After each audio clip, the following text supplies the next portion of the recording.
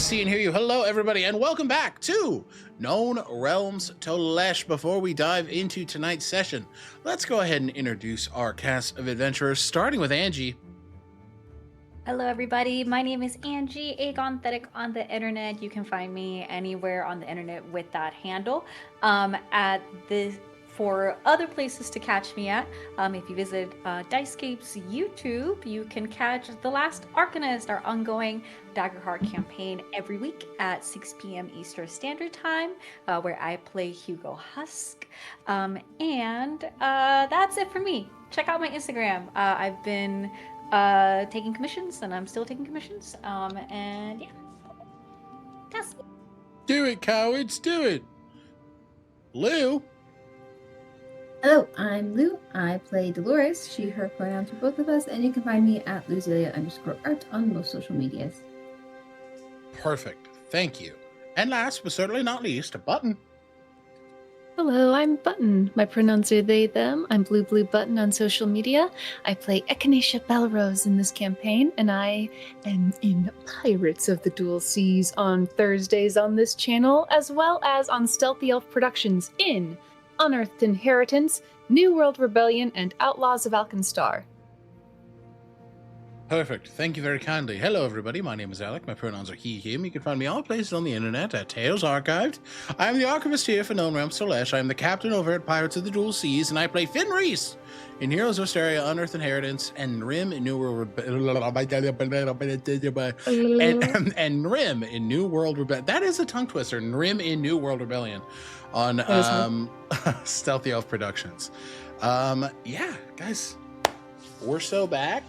Let's just kind of jump right into it. I'll be giving you a quick and dirty recap of our events last time. We pick up in the lower quadrant of Grimoire Keep as Echinacea, taking in the events of the day, realizes, shit, I only have a small window to bring back this Wintercourt Honor Guard.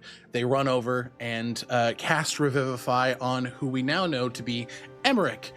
They found themselves into the place that Emmerich finds himself when he is dead, and it is the Wintercourt in its heyday, a grand, proud fortress that is not what it is today. Knowing that their work is not done now that the Queen Coleata has been restored, Emmerich agrees to return with Echinacea. Triss, rushing to go check in on Willow and Vaughn, sees a noticeably changed Willow enter the room where the party is currently located with Coleata. A grim scar crawling up their neck to their face, and a noticeable lack of breath and heartbeat. It seems that something was done in the fight with the beast that was once Vox. Something had happened to Willow in this encounter, something that has altered them to dance between the line of death and undeath. Hello, Raiders. Welcome in. You're joining us right for our recap. As this is discovered, the group coalesces and Casimir teleports back to the space, clearly in awe of the magic of the sigil sphere. Echinacea not clocking it at the moment because there's so much work to be done, but those emotions are made clear later on in our session as Casimir hands Echinacea the disenchanted blade rhyme so that they can deliver it to Coleata and bestow this blade onto her once more. There is a quick, intense exchange as Coleata winces at first before grabbing the blade. This fear and memory of the pain that it has caused over so many centuries now gone when she lays her hand on it again, thanks to Echinacea and the work of the party, and specifically the work of the sigil sphere. It is then where Coleata makes proper introductions with the group. Triss deciding to make an interesting choice here and circumvent Severian by directly making their request known for the file containing a liquid created by Ruin's Eye. That sounds really gross when I say it like that. Shit. It is gross. It is gross. And Coliata makes it clear through stares of daggers by Severian, directed in Triss's general direction, that she will see what she can do on the Paladin's behalf. The party then makes their way forward as we begin to exit outward. Dolores sort of rocked with these thoughts of the many things that lie ahead of her, thinking about getting Marco out of his current situation, and the fact that a looming conversation with Sophia is quick to come tomorrow. As the party makes their way upwards, state of Willow is made known to Echinacea, and they investigate, and it is clear that the soul of Willow is gone. In this moment, Willow makes it clear that they're very worried about how Shali will receive them,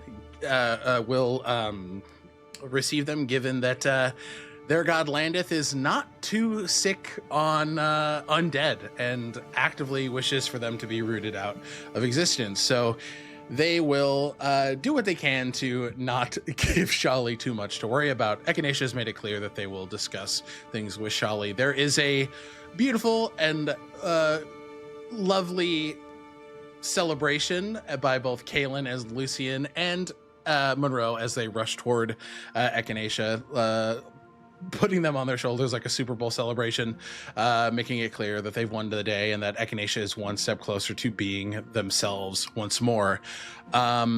A mission is made clear as Coliata offers her services to retrieve the body of Valor. And as that's made known, it is clear that Monroe is going to help, given that he wants to infiltrate the Magus Arcanum himself. There is a very tense engagement with Vaughn, who is clearly struggling with the events that they've transpired over the last 10 or so minutes, being reunited with a sibling that wanted nothing more than to kill them, to have that sibling not only killed once, but then corrupted and killed again. Triss in this moment tries to offer a branch of responsibility and caretaking, but it is clear that Vaughn is not doing very well. So they decide to wild shape into a bird and break a window and leave. Well, the breaking of the window happens, then they polymorph into a bird, and then they leave. Making it clear that they're not leaving the city and they will be able to find the party shortly, or when they are ready to speak. It is then decreed by High Mage Severian that, at the request of the party, that the forces of the Winter Court exit Squall's End, and we ended our session seeing the forces of the Winter Court march out of the city to raucous applause from the people of Squall's End. Now we find our party as they make their way out of Grimoire Keep in order to ensure that the messages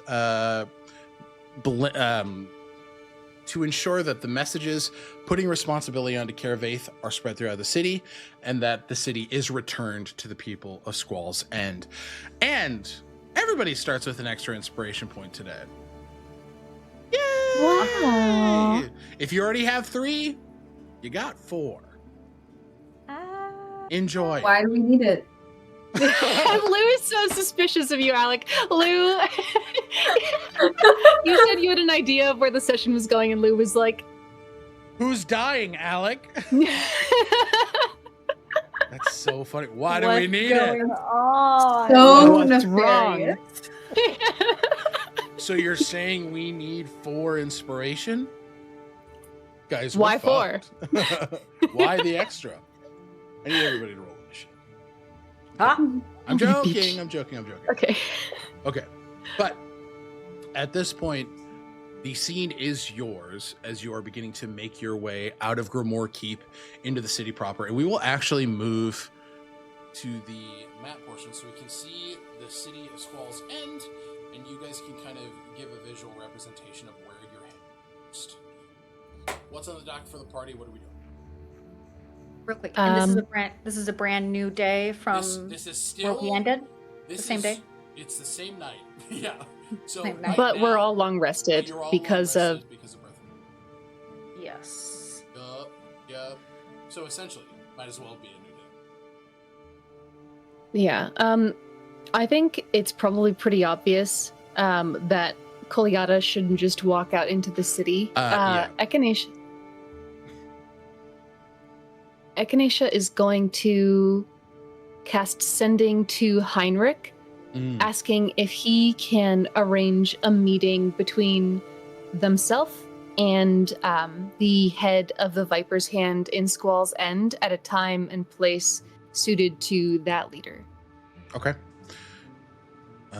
You cast Sending. you do get a pretty immediate response. Henrik is not known to, like, I'd say at this point it's about 10 p.m. Like, you guys got in there right at 8. It's been a little bit. So here we are. It's about 10 p.m. on the 15th of, I believe, what month is it? Nithal, I believe. Oh God, I forget. It doesn't matter. Whatever. What does Heinrich say? But Heinrich does. I can set something together for the morning if that works for you. Very much so, they'll say in a second Sending. Koliata is free from Kervaith's influence, and I owe you a favor. Now this is what I like to hear. I will make sure that message gets sent expeditiously, good doctor. You can hear the man rubbing his hands together. Yeah, aloud, Echinacea just goes, great. And then they will look out from the heights of the keep at Ironshore prison. Yeah.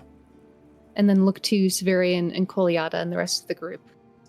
What do you say we free the remaining prisoners before we head into the city writ large? Koliata, firstly, because that is a great point. You can see as she, being an archfey, she has a vast slew of illusion magic at her display. So she shape changes herself to look like a simple human woman. Really nondescript, really easy to miss, very mousy, very small, very well hidden. But she's still, with you all, she still holds the posture of a queen of many centuries. And she looks to you, Echinacea nods, and she looks to Severian. All prisoners need to be released immediately. And I trust you to take care of that, High Mage. And he looks. Yes, we should release the prisoners from Ironshore. We can do that first. Perhaps returning them to their homes would be a sign of goodwill that the city needs. I very much agree. Give me an insight check there. I'd say everybody can give me an insight check here. 17. I got 19 on the die plus an 8. So 27. Whoa! 16. Triss. It hits you first because of your proximity to power and privilege. This is someone who's not going to disobey this order. Severian does not have a will or desire to disobey his queen, but he does have a desire to maintain the power he's gleaned over this conquest. So there is a bit of, it's not like a, shit, or a, let me see how else I can keep these people imprisoned. It's like it's almost like lamenting a loss in some sick and twisted way. He got complacent in the status quo of what this became. He really liked being in a position of power here. And I think, for Dolores and Echinacea, I'd say you guys see a very, not puzzled expression, but this sort of pensive look, which I think would be easy to... You guys have known Severian longer, so I think whatever natural conclusion you come to, like with a pensive expression and sort of a sour, pursed upper lip. I'd say whatever you come to makes sense.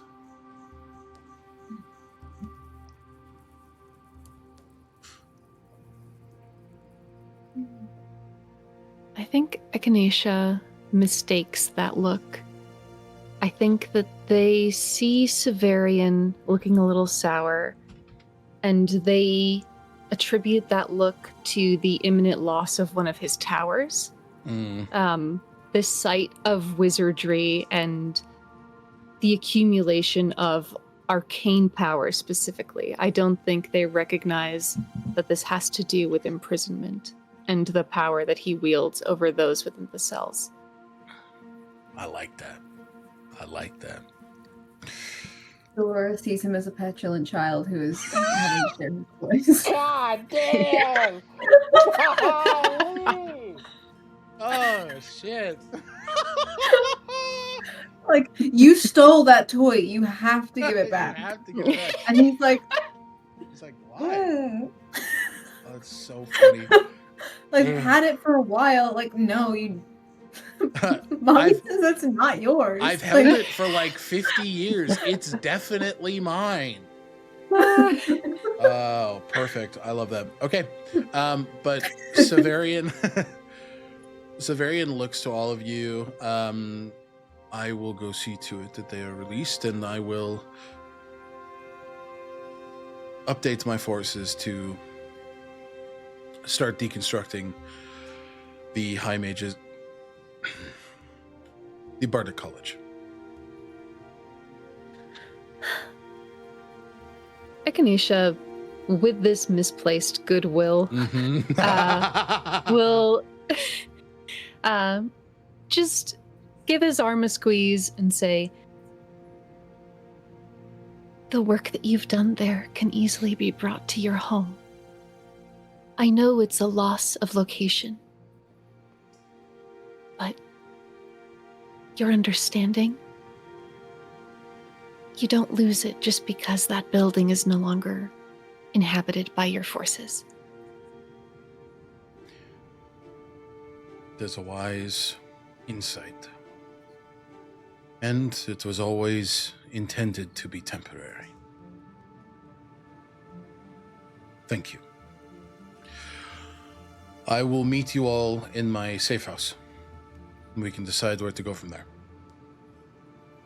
Where will the prisoners, the inmates, Captain of Greymark, Miravero, Professor Calwin, Rurik, Corin Vane, Juveth, Inaya, Brother Avelthorn, and Valeth Nest, I would like to personally return these people home. Well, then give me a moment, and I will deliver them here. Thank you, High Mage.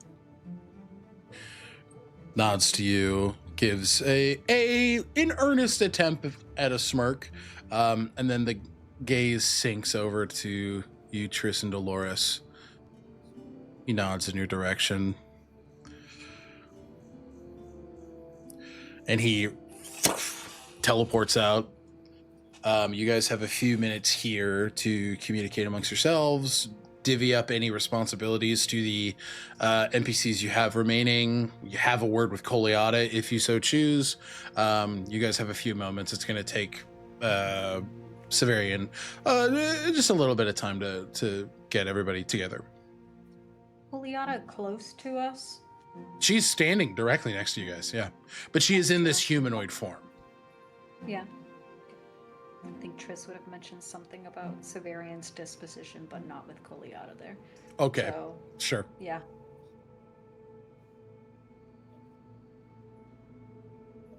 I think you'll just hear Dolores' stomach growl. Oh. It's like the classic anime punctuation. Echinacea opens up their bag of holding and reaches in and pulls out some of the baked goods from Ziomara and hands one over to Mommy. We'll start handing them out to the party, and as they're doing so, they're their hand will rest on Dolores's for a moment as they hand over this baked sweet. I have some new abilities. So if you would like to put your mind to rest, I can reach out to Milo now. Well, that would be incredible. She's kind of eating it around a honey bun. Like, I think she also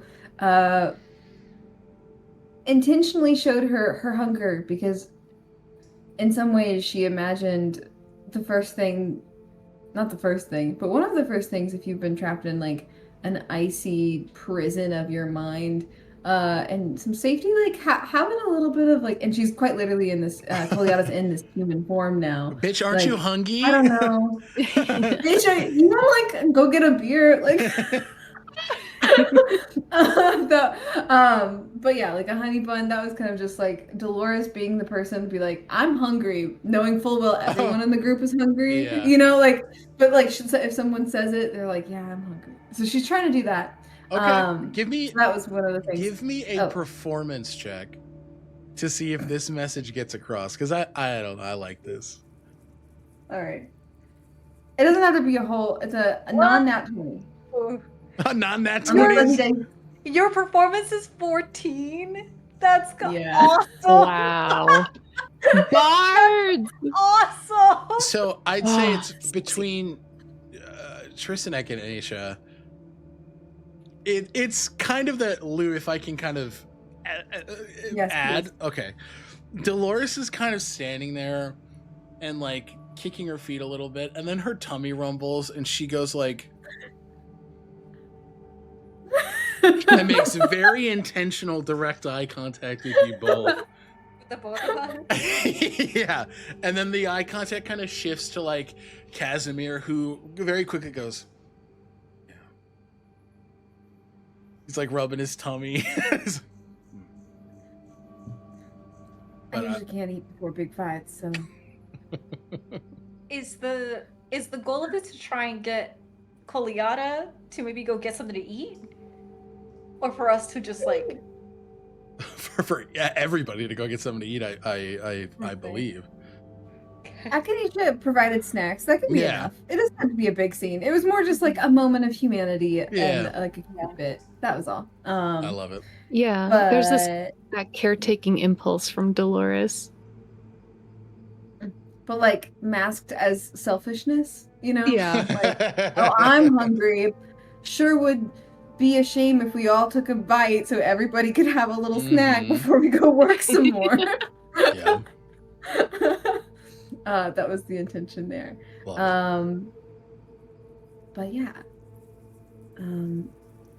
But yes, around a honey bun saying she would definitely like to help Milo as soon as possible. Echinacea, I think taking Dolores's point a bit with that, like that very expert performance, will take the time to let Dolores write any extra notes that she wants sent to Milo.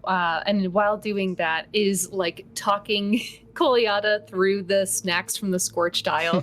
And like Xiomara is so like, she's that mom who I feel like sends you with too much of too much. And so there's this like big picnic basket, and they're just taking the time to explain all of the different items that have been prepared. Like picking up on and honoring Dolores' intention to caretake. Absolutely. You can see Koliada reaching in and just like grabbing some of the fruit and just like very girlishly, very cutesy, like just kind of reaching in, grabbing something and like eating a berry, and then just like, even through this illusion, I think just a testament to her power as an archfey. Like this illusion matches the way her body responds to things. So she eats this and like her cheeks grow red as she like is excited by how delicious this food she's genuinely never had is. And she like reaches in for another couple berries and kind of keeps them to herself and just kind of munches them forward. And in this moment, you can see Dolores, that intention to give care with help from Echinacea, kind of begins to spread throughout the group as it's compiled here. It's like everyone's kind of like asking for a little treat. Xiomara in the Scorched Isle wakes up out of a dead sleep. Aw. My food's being eaten. Like there's a wash of motherly Feels pride as it. she's just like, oh yes, they love my cooking. Good. I think Triss will copy people as they take bites and foods, but the way that they eat is very like a bird pecking more so. So it's very slight, very slow, and almost in just what's the best word for it? It's like peckish. Like yeah, like you would miss it, like Yeah. them taking bites. It's so quick, deliberate, and it's almost like they don't want to be seen that they're eating. And you can kind of see their mouth moving, even though there's nothing that they are chewing on. Interesting.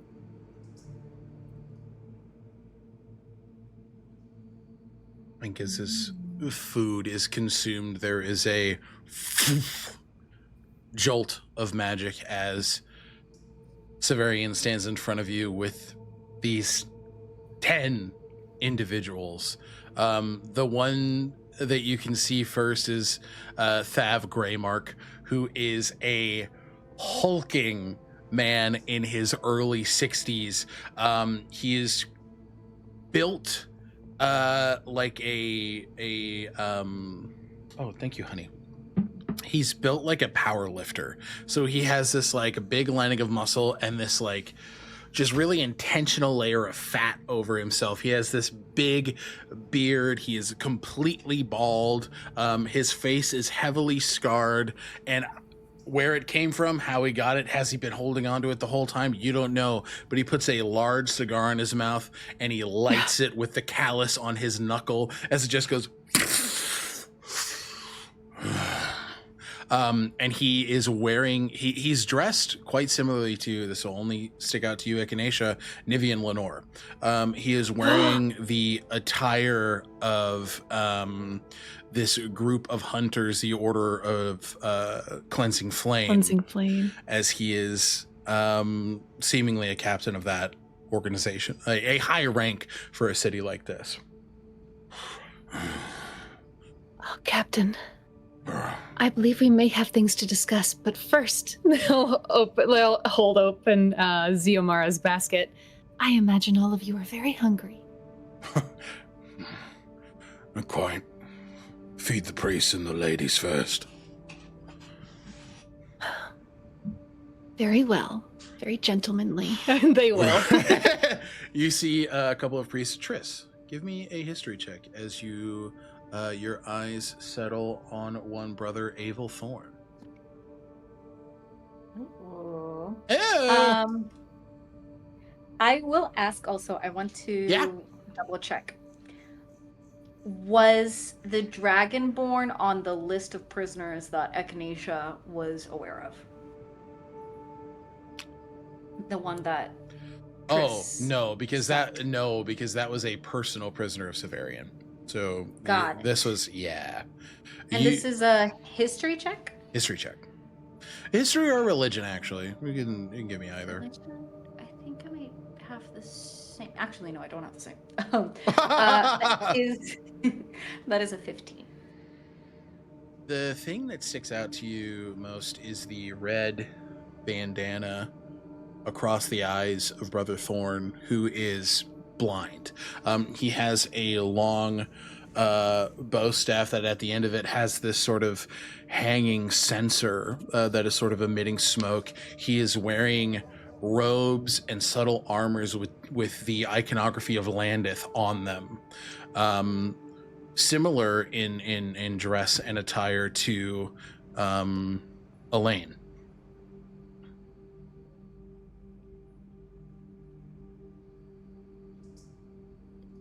Was I familiar that Elaine was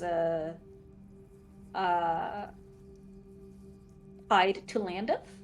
Yes, you did know this. Okay, I didn't know this. Yeah. Got it. I think Triss keeps a close eye on the brother, curiously. Yeah. But is taking a step back and not wanting to uh, take any attention away from the fact that these folks are being fed and taken care of. Absolutely. That is a priority. So I think the Triss biggest thing, steps back. absolutely, the biggest thing that sticks out to you is that Brother Thorn does not move like a blind man. He is very confident with his movements, and as Echinacea, he sort of takes food from you and starts helping you hand it out, and you can see he knows where everybody is. So he looks like turns toward the most famished looking person giving them food, and he kind of goes down the line from there, and he is helping disseminate this this resource to everybody. But you can see everybody who needs. Inaya is looking quite hungry. Valeth is as well, and so is Mira and Professor Colwyn. Who Professor Colwyn is an elderly halfling woman. Elderly. Echinacea reminds you of Rivet. She's sort of this like very tall, very messy at this point, but like hair up in a bun. She has this large set of spectacles, and these tattoos that sort of mark down her hands, that are they look, given your linguist feat, they are a direct match to the language that you and Dolores were investigating in the High Mage's Court, etched on the walls. That mix of that bardic language and Sylvan. Mm-hmm. Yep. Yeah, it becomes clear to Echinacea where she might have been a professor. And I think Echinacea just can't help themselves. They're like a matchmaker in all things. They kind of scoot her toward Dolores, just like as they're handing food to her, they're also pulling out the scroll, and with a flick to one of their terrariums, Rivden will glow brightly and will be the speedy courier. So this purple rose zips out of the stained glass terrarium, one that's floating around Echinacea's head, and will gather up in its twisting vines the scroll and whatever else Dolores wants to send to Marco, and then will zip in a spiral up into the sky. But as that's happened, Echinacea has set the Professor Calvin right next to Dolores, and will sort of look at the professor's hand and say, "Well, these are beautiful. What do they say?" Well, this is a lullaby that I wrote my firstborn son. And this is one for my second daughter, for my third son, and for my grandchildren. And this is the dirge for my husband. And she makes it very clear that there's like, each line is its own song, and each line has a purpose, and each word is important. She's sort of running through, it is said that there's a song within each and every one of us, and she kind of fiddles her hands. Seems I have many. And I will say, you see, she looks off toward what you knew as the High Mage's Court, off at the campus, and just sort of lets out this exhale. It's still standing. It's in pretty decent condition. It's been maintained, obviously, because Severian has been working out of it.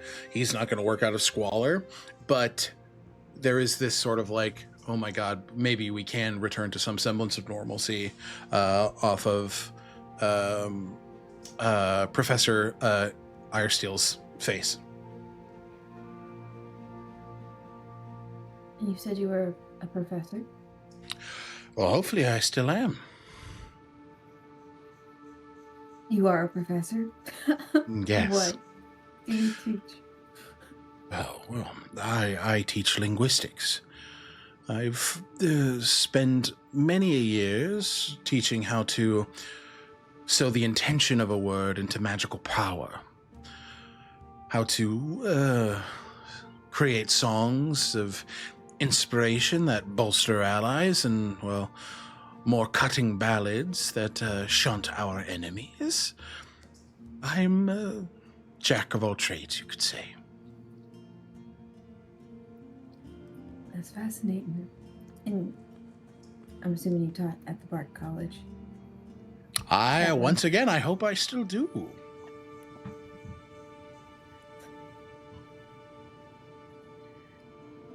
What are the plans for it? Who do you go to? Well, I suppose it really depends who's still alive. But Where would the you hope would start? be to open it.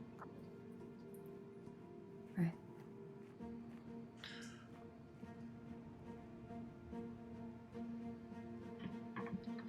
She kind of looks at you, Dolores. She's going to make a little roll.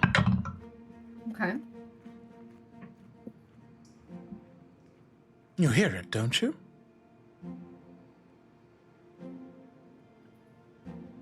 Do I? What is it? I don't know. You can see she's eyeing at your prelude. I see. I hear a lot of things. I try to. What is your name? Dolores Aasimar. Pleasure to meet you. And you're Professor Alistrade? Professor Colwyn Iasteel. Give me an insight check. Can I too? Yeah. Can I also? Yeah. Can I get that in names and info? Yeah, it's already in there. Let me just refresh it. 23. 23. 27. Hits you both. There's recognition to the Evanara surname.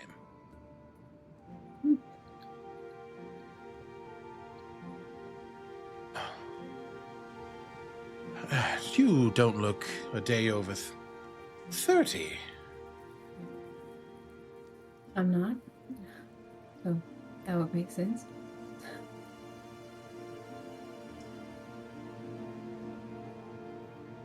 Yes, we should have a talk.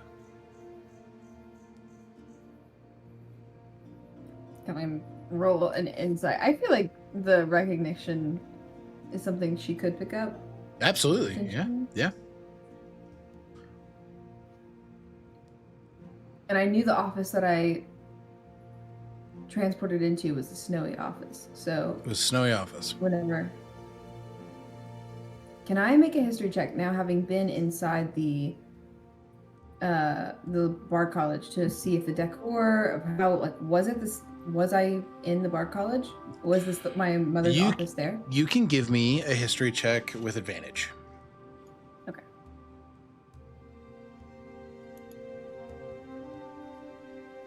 All right. That's a 22 on the fuzzy dice. 22 on the fuzzy dice.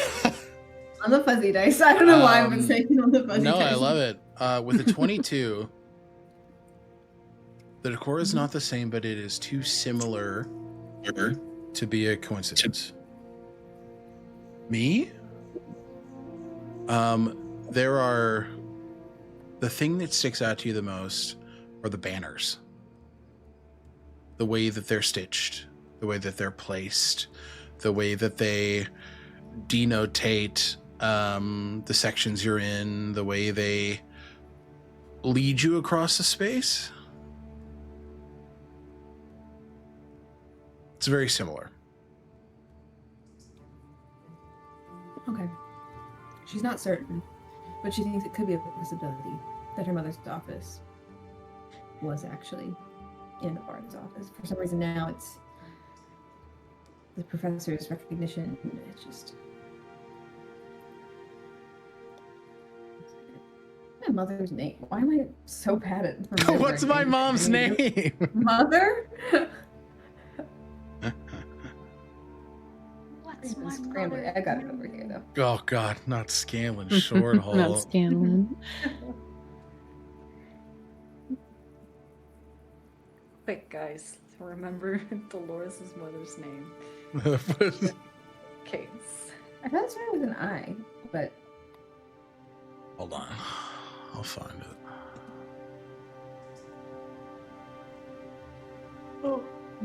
Evanara. Well, that's my last name. Mm-hmm. Ike and Hannah.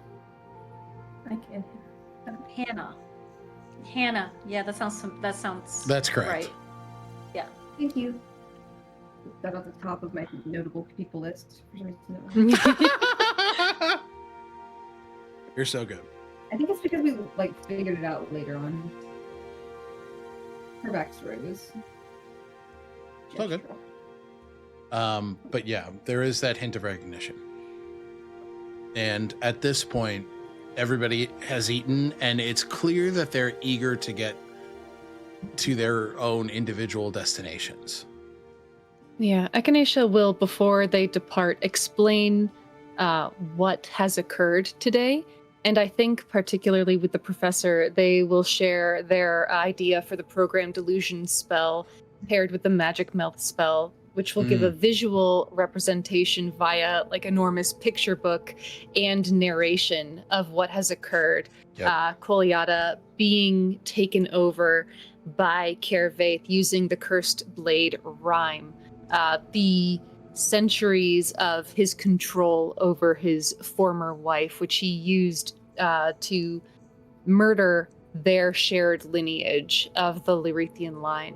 And I think there's a little bit of excitement after having listened to the professor talking about finding magic within the power of a word. Mm-hmm.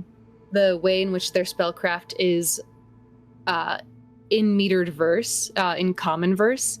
It begins with, "A frigid quiet fell upon the people of Squall's End, where ballads silenced by the ice forced noble backs to bend," and then ends with, "Queen Koliata took the blame, but here with my last breath, the orchestration of your plight is composed by Kervaith." And the lyrical meter Echinacea uses as they, I think, place their first programmed illusion, this giant tome that opens up, and when it opens up, the magic mouth spell begins with Echinacea narrating what's occurred, the pages popping up like a child's picture book, showing Aedwulf consuming Lorien with the controlled Koliata standing upright. The battle that just ensued, everything unfolds with the turning of these giant pages at the very front of Grimoire Keep, which Echinacea knows the people reclaiming their city will go to sooner rather than later. Yep.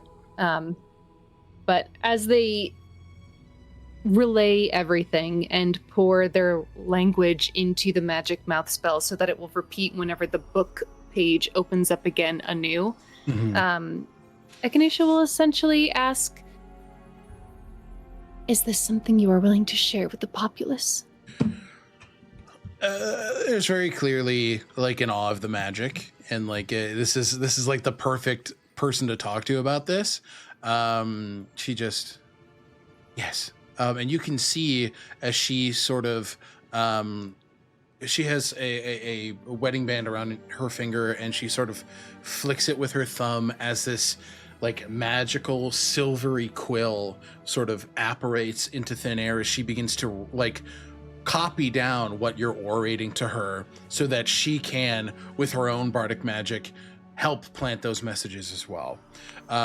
You see she is listening intently, and she is eager to help spread this. There is obviously some semblance of these people have spent so long blaming Koliata for what's happened to them, so they're coming to terms with that's not the case. And there are a lot of complicated feelings there because obviously she has been the face of this subjugation. But they're listening, and it's clear that Colwyn will help you. Echinacea will look to the rest of them. Understand that you are free today, no matter what you think or how you feel about me and mine. But I implore you to use whatever magic or wisdom is at your disposal to verify that I am telling you the truth. Because Kervaith is your enemy, and he has done this to your city, and I fear that he may try again. You can give me a persuasion check with advantage given the following. As are you guys all standing in pretty close proximity? Okay. As Brother Abel Thorn approaches the group of you, he puts a hand on your shoulder. Echinacea and Triss, he looks directly at you. This bind over his eyes. I trust the doctor, for I feel my God's grace upon them.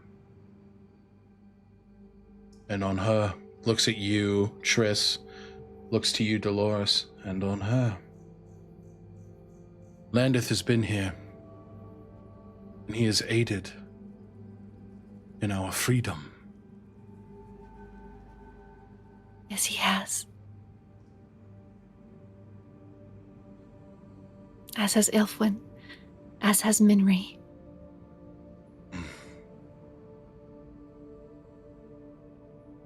Quite the triad. The sun, the moon, and the stars. A fitting group. Thank you, Child of Minri.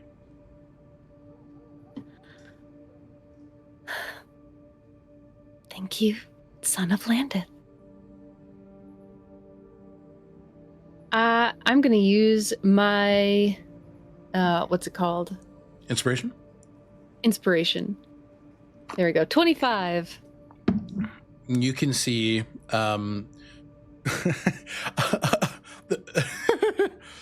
specifically Inaya, Druveth, and let me give you some. I gave you descriptions of Thav, Colrin, and Avel. Valeth is a drowish huntress. So she's kind of like mocked up in furs. She is one of the individuals who sort of walks the outer city and like hunts and pelts and ensures that the people here have food. Inaya is a fairy folk individual who kind of has these little like insectoid plates on her expression. She looks to be a seamstress. Druveth is this old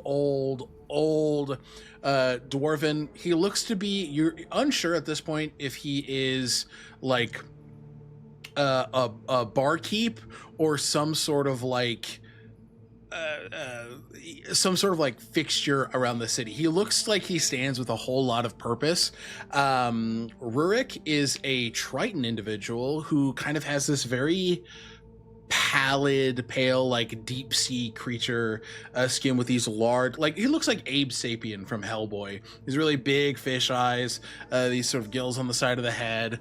And then Amira is an elven woman who looks to be a bit more high class, a little ill-fitted with these the group around her. Like, based on your descriptions, does it seem like all of these people were people of note around? Oh yeah, Squall's these End? Like they were specifically captured and imprisoned because of their because of their influence over Squall's End. influence. Yep, Yeah, absolutely. Okay. And you can tell that was Severian's modus operandi. Capture and suppress any individual who would cause unrest within the city. And so taking these fixtures out of their communities and keeping them from organizing, that was the goal here. I think under their breath.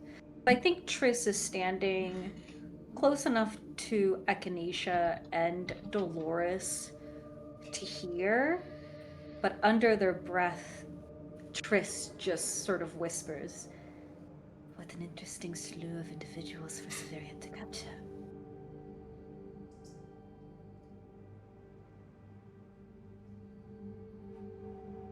He wanted to hold the city, and he did. It seems to better inform his reaction earlier to being told to release them.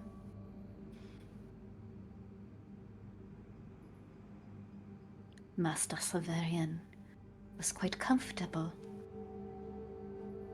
in the power that he held. Unfortunate.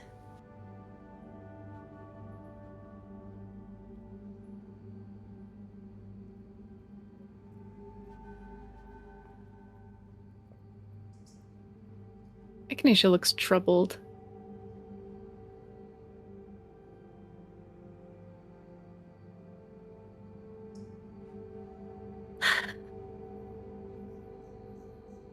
It is fortunate for us that he has relinquished that control.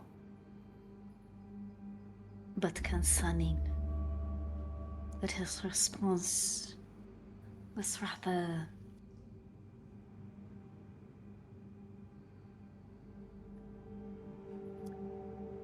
left wanting.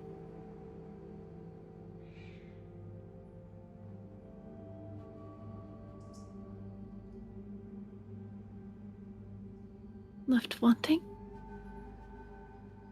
Yes. Wanting a more, how should I say?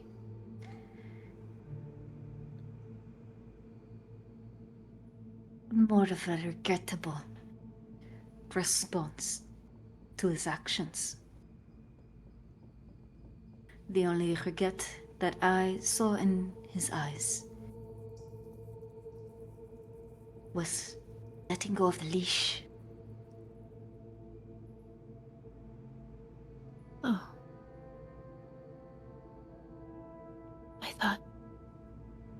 I thought he was just sad to lose a tower.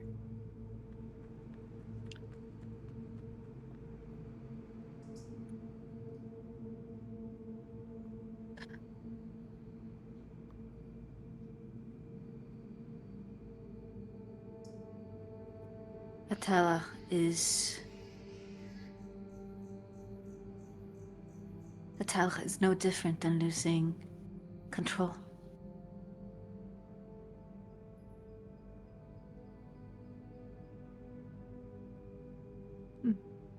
Without ground to do his work and make it happen, he cannot hold power. But he has different ground. But he hasn't been there in a while. Maybe he's forgotten. He has a home. Simple as And again, kid having. sorry, go ahead, Dolores. Okay, finish your thought. I didn't realize. And again, if he does have a home, his reaction, or at least what I saw, concerning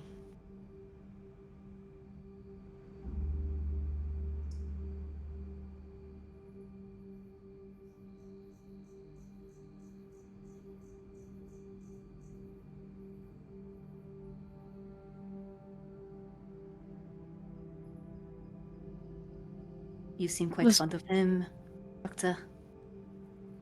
I don't know if fondness is the word.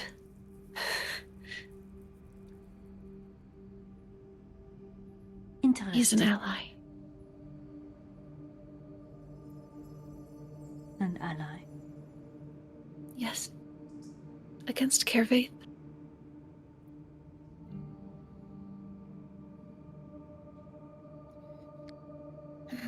An ally that has his nose stuck up so high in the air he could drown in a rainstorm.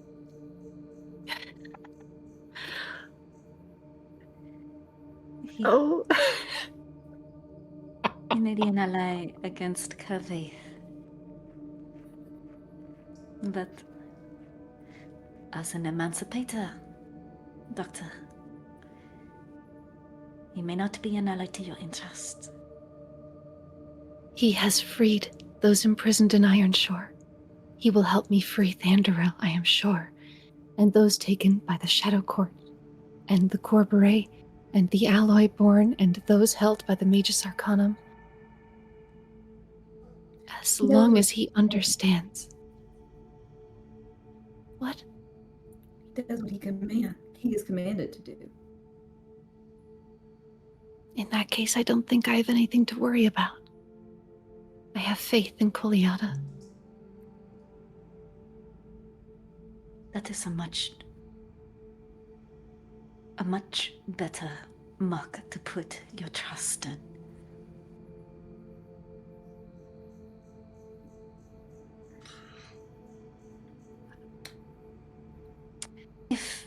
You both shall excuse me. I would like to have a conversation with one of these individuals. Certainly, I would do the same. Okay. So, Triss, I take it you're going to go talk to Brother Thorn? Absolutely. Yeah. Echinacea, who are you going to go talk to? Captain Thav. Captain Daddy.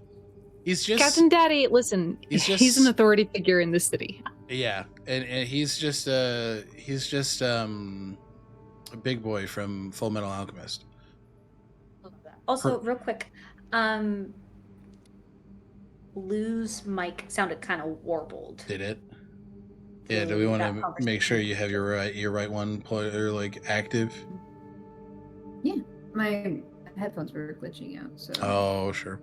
Maybe did something there. Okay. It's a little just warbliness. Yeah. It switched over, so I went over Okay. my headphones. There we go. Did a flip. That's a lot better. All right. And then Lou, are you going to go have any conversations with anybody, or? Ooh, I'll definitely be available for escort. I think she's definitely sticking near the professor and like just asking. I don't know. Yeah, just kind of trying to seem available. Like she'll bring anybody home that she needs her help. Okay. I will say at this point, she is starting to move throughout the city. And I'd say like most everybody who isn't having conversations with everybody or with anybody is starting to disperse and like return to where they want to be. I will say the professor does look at you, Dolores. We should meet in the morning. I'd like to have a conversation with you about your mother. I like that. How is she? Right.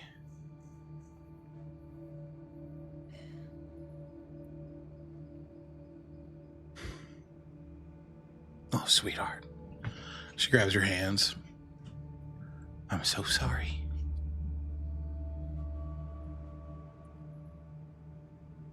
It's been a while now, but it doesn't get easier.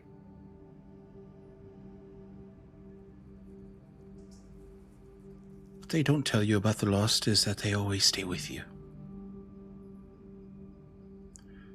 Whether it's a blessing or a haunting depends on how we grieve. And you, my girl, look haunted.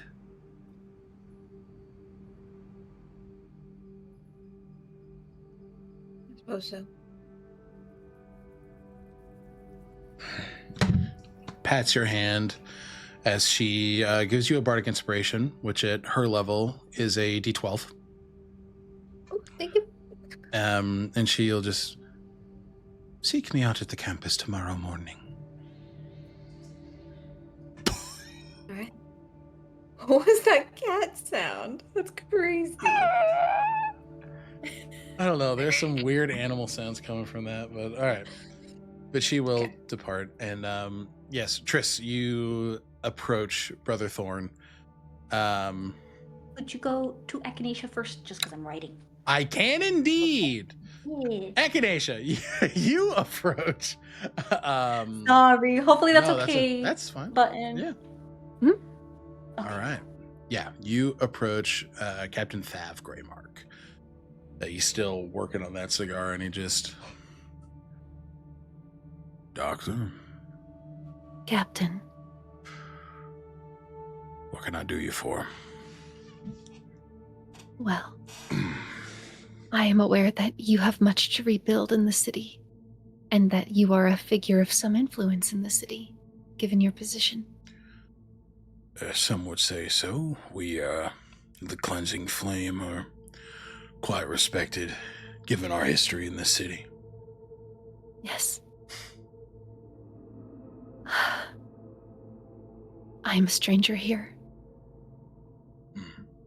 And I want to make certain that we are not an imposition.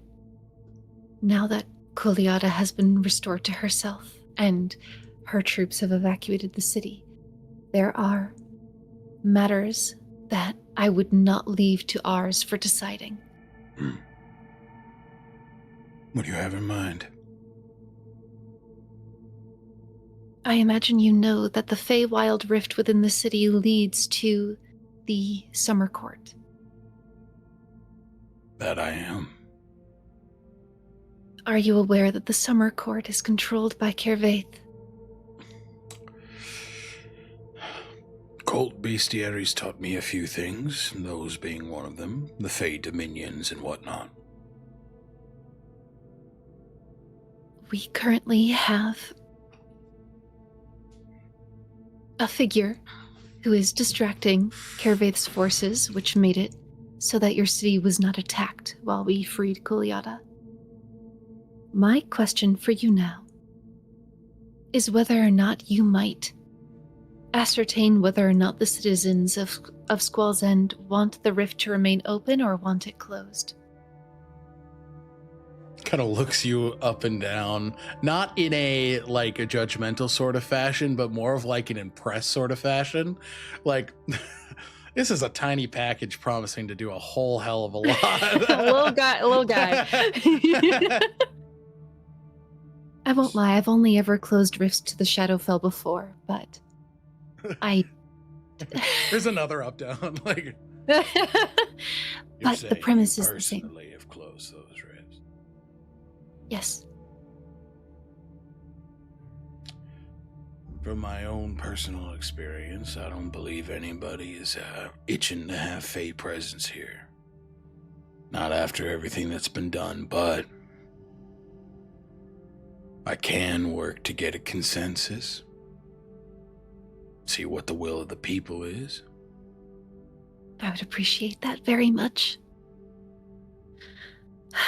I would also like to know whether or not the community wants either the Winter Court's aid in rebuilding the city, whether or not they would like the aid of Iothalor, which obviously is a Shenthyr city, or whether or not they would like the aid of the Belrose Medical Institute, or any combination of the three. A couple of good friends of mine ended up in the Belrose Institute after some bad hunts. Oh. Well, I hope we did right by them. I knew Dr. I Echinacea recognized you. You what? Oh. Good to see you, I'm- Doctor. Echinacea, man, sucks. Yep. I'm very sorry. Under normal circumstances, I would be able to recognize you. I am without a majority of my memory. But I am glad to meet you again. Oh, it's a pleasure to see you all the same. We weren't close or nothing like that. Did we work together here, or in Drukmesh, or in Ilinbel, or Drukamesh. I was in your group, helping lead you through the wilds when you discovered the Belrose. This is not a human man. No. Okay, understood. I thought he was much younger. I was like, maybe he was a child or something. Got it. Is he elven? He looks to be half elven. Okay. oh, with Pelgond. I was a young buck back then. Well, it's an honor to meet you again. The honor shared. I would, if you would not mind, highly recommend the Belrose Institute. People here are sick. Cold this long, influence from the Fae, and people are suffering. I will get a consensus on the first 2 points you mentioned. Very well. I will Status reach of out the- to Egret. Ah, perfect. Well, thank you for that. You said the status of the... The status of whether or not people want the rift stay open or closed, or if they even want the Winter Court's aid in Reconstruction. This is a stubborn people. I'm not a stranger to stubbornness. Well, and you're in good You've worked with company. me. Yeah. You're in good company then. Well, thank you for... Oh, you cut out for me. Ooh.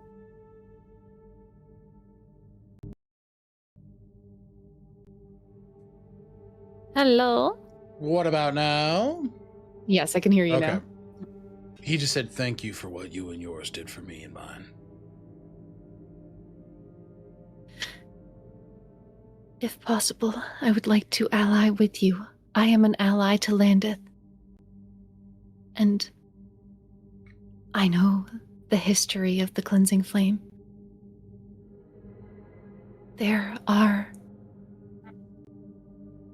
monsters of Kervaith's creation and the creation of Ruin's Eye.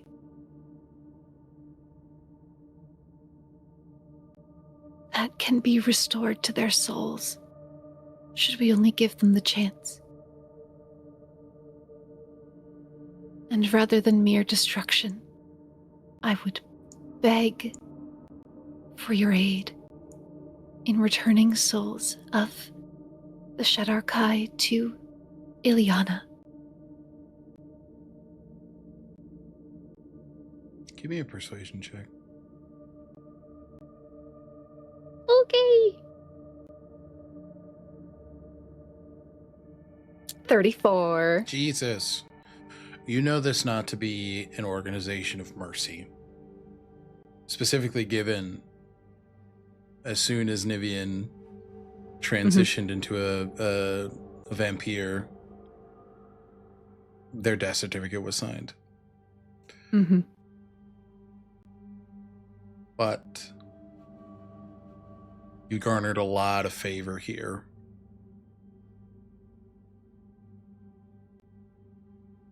It's gonna take knocking a few heads together, but good thing I got these. He kind of pats his arms and They are formidable. Oh, goodness. I can help lead the charge on that. Thank you, Captain. It won't be necessary immediately. I know how much work you have to do here. It's, yeah. We will lend the aid we are able to give. Thank you. Yeah, see about getting those uppies over at, Iothalor over here, too. It's about time they put in some work on something. It is not Shanthir's fault that Driftin is being aggressive. No.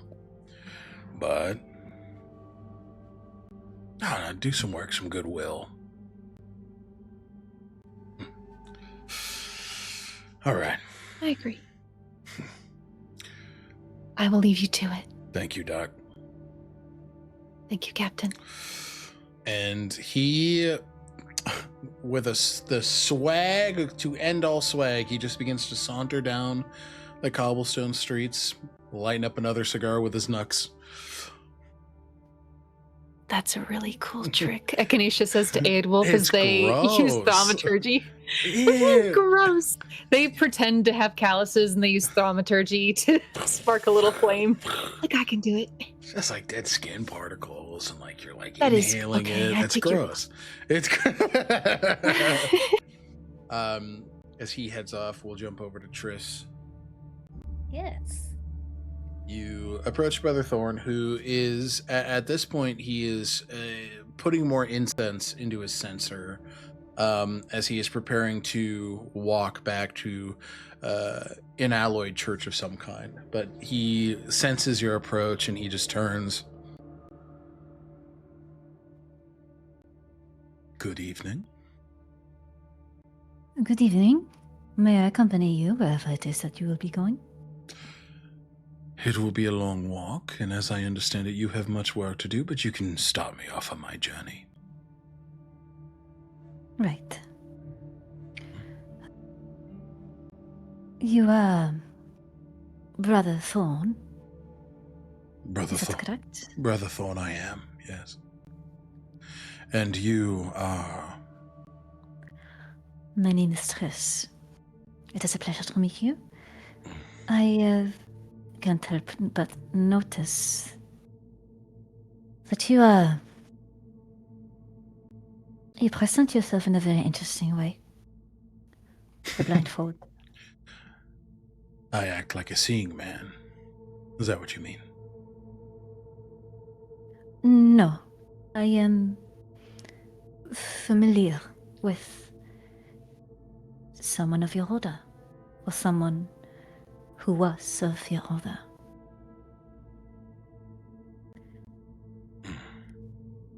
But aside from his connection to Londith, I never quite learned much.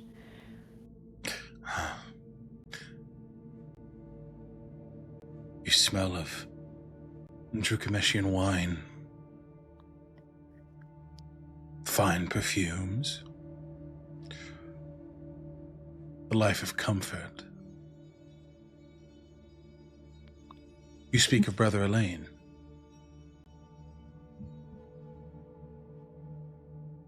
Ah, so you are familiar.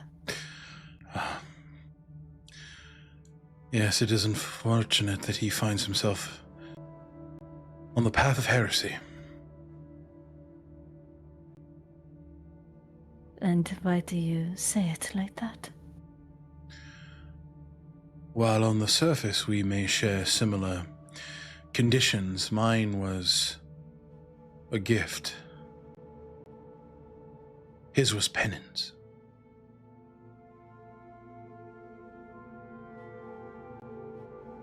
He broke his oath.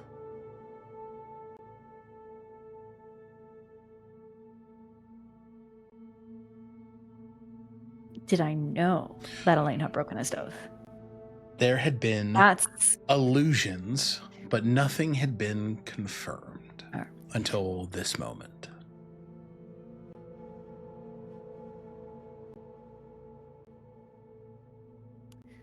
Sir Elaine trained me in combat. You walk like him.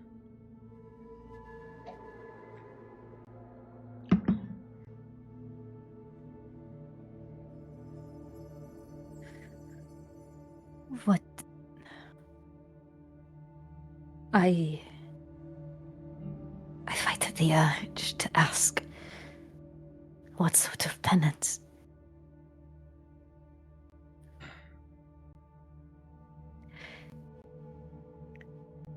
That is not for you to...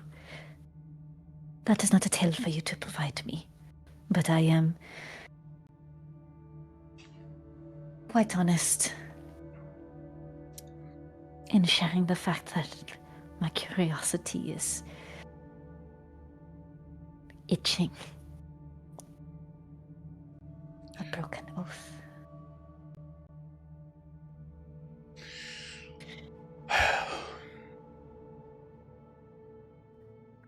Elaine and I found the words of Landith together as boys. You were that close. Brothers of blood and duty. He was my father's bastard.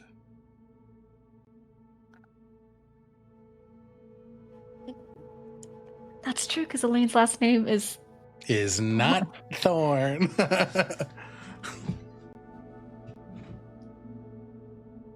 He goes by Elaine Thorne, though. Right? Is that how I wrote it? No. How is it that... I'm like, how do I have it on my notes? This is going to give me a second. You're like, I'm this like, is... Give me a second. Because I'm like, I want to make sure, right? Because I have him down. It's me scrambling to find my my notes. You're good. You're good. Okay, where are you? Where are you? Elaine, where are you? Oh yeah, no, it's not Thorn. Nope.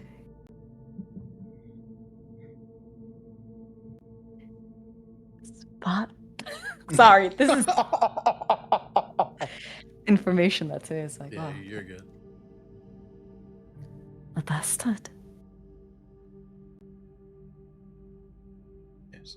Huh? I do not have to ask about Elaine's story, but I can ask about yours. I felt Where are you the from? light of my lord when I was young, and I clung to his service since I was a boy. Lane and I, well, we found ourselves together in Orcas.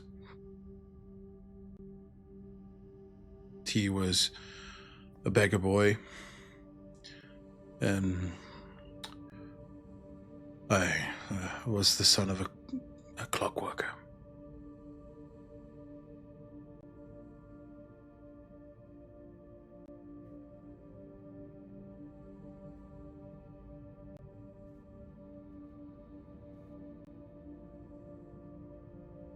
Olcas.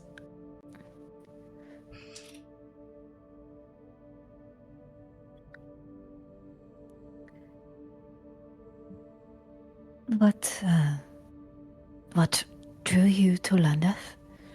He called to me. Told me my life could be more than I could ever imagine. That he had a place for me and for my brother. All he asked in return was for me and for him to be faithful,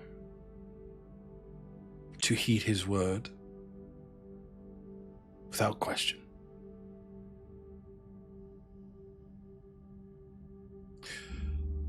My Elaine found a god he worshipped far more consistently.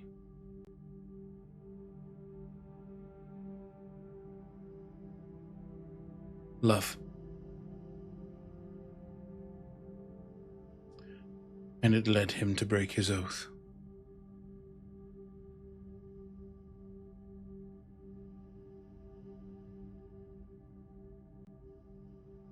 Triss is fighting like the urge to ask for more And details.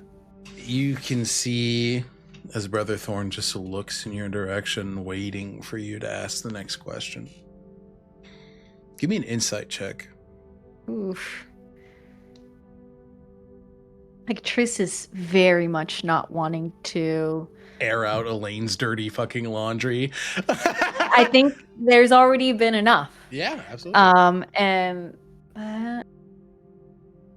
17, 9 on the die. There is an air of, it's that superiority that someone exudes when they deem themselves righteous, when they deem themselves just, when they deem themselves in the correct path of life. He's very clearly looking down on Elaine and judging the choices made. And there is not even in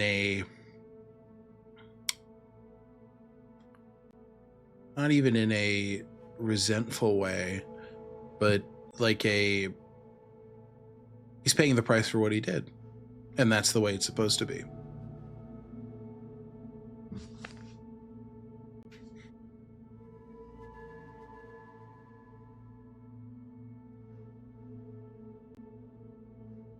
How did you find yourself in a place like this, Brother Thorn? I walked. And then I boarded ships, and then I walked again, and then I boarded caravans, and then I walked again, and then I rode horses, and then I walked again. And something about this place, its history with the undead, its history with Landith's light, and you can, as you're walking, you can see the iconography of Landith all around you, this emblazoned sun. This was a place I knew to plant my feet. I would be needed here. And I became a community leader. A priest in the Church of Landith, and you can see as he directs himself toward a church that you guys are moving closer towards. I have my flock and I tend to them.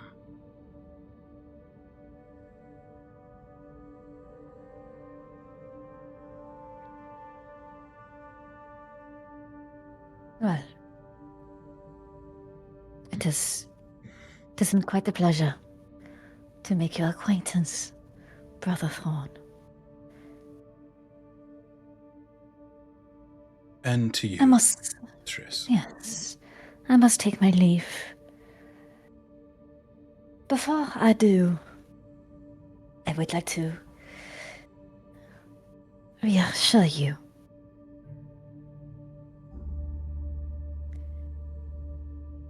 Your brother is very much needed and has done great work where he is now.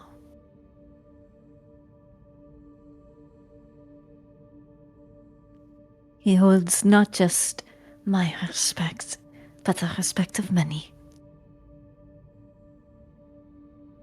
And I ask in return, what is your respect to the light of a god? Give Elaine my best.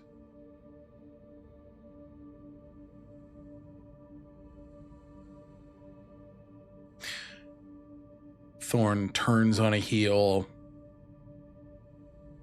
walking into the church with a sense of righteousness that oozes into a bit of bigotry. And that's where we're going to take our break for the night. I don't like this guy. An asshole. Okay. Hunty religiosity right here. It's like, oh. All right. Plus the fact, that's the thing too, is like, it's crazy because like you started talking and I'm like, he even talks like Elaine. I was like, wait a minute. Okay. Alrighty, we're going to be gone for about 10 minutes. We're going to take our break here. We will see you when we get back. Bye. My head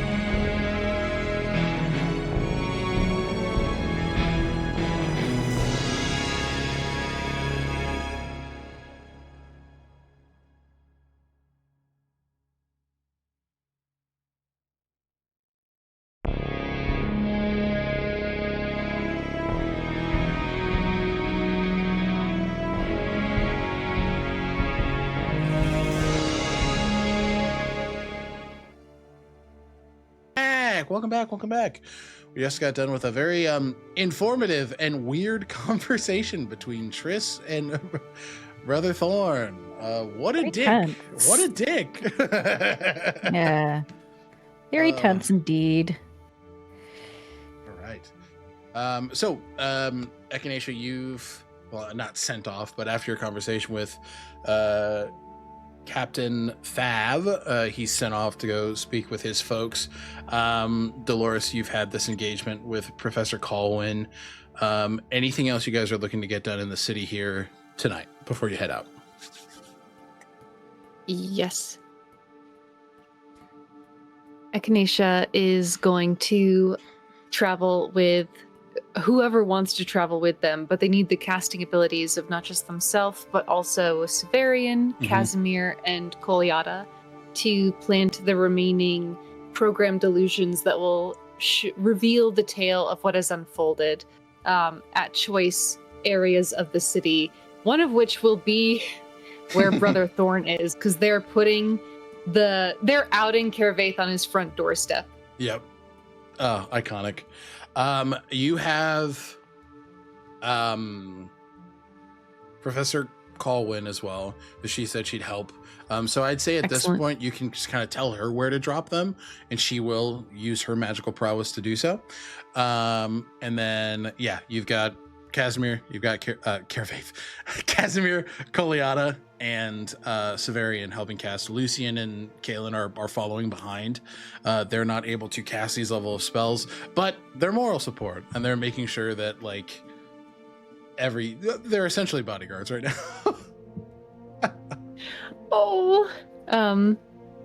As we're going through the city, Echinacea is also, I think, talking with the professor, as she's the only denizen of the city here, to see, basically just brainstorming and getting her wheels turning about what aid can be rendered to the city, whether or not the citizenry decides that they want the aid of the Winter Court specifically. So they will have reached out, I think at some point while maybe Severian or Aasimar are doing a casting, they will have reached out via one of their bookmarks to Ygritte to let her know the situation in the city and the fact that medical aid might need to be rendered. And they're just waiting. They'll wait to hear back from her, but Echinacea has the ability to transport at this point. Yep. Those folks. And I'll say you get... this is a night where Egret's working late. She does inform you that she's happy to render doctors and have them head in that direction. And they would be able to be there by, if not morning, midday tomorrow. To start incredible. planting themselves around the city and creating outposts for people to come and be seen.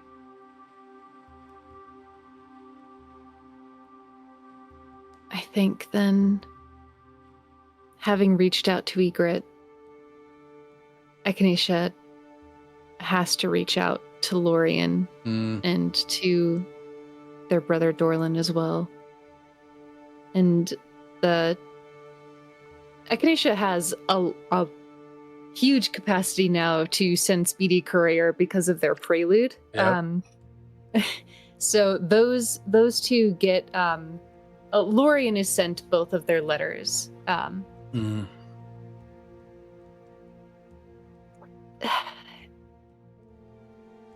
There is just an outpouring in Lorien's letter of everything that's unfolded. And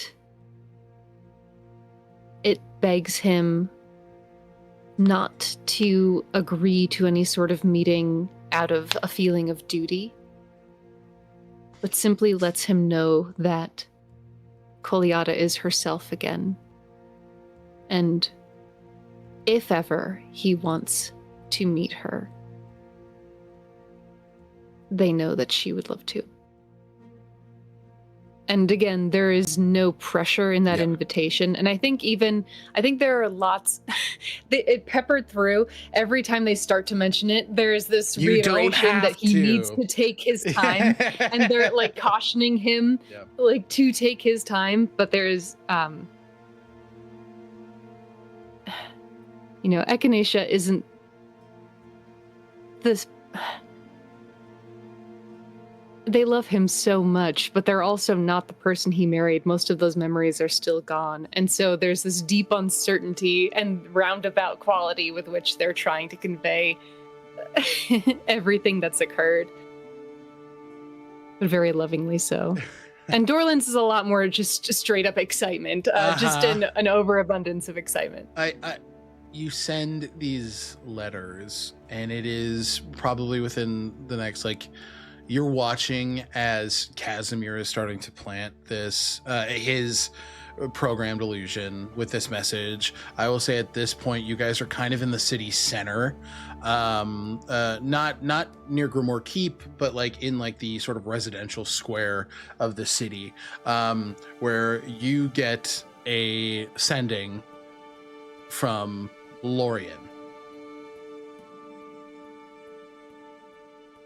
I knew I couldn't sleep tonight for some reason. What it was, I couldn't really put my finger on, but of course I knew what it was.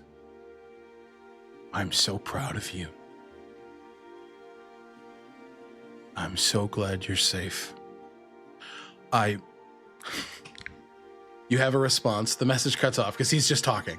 He's treating this as if he's speaking through a sending stone. So you have a response here. So I'll give that to you. I think I like to believe that the magic of sending, if you send 2 in a row to get more words down, a person can wait. Echinacea waiting. I am so proud of you. I love you. And I'm glad you're okay. As okay as you can be. Be gentle with yourself, too. I'll take my time. And do it when it makes sense. How are you holding up?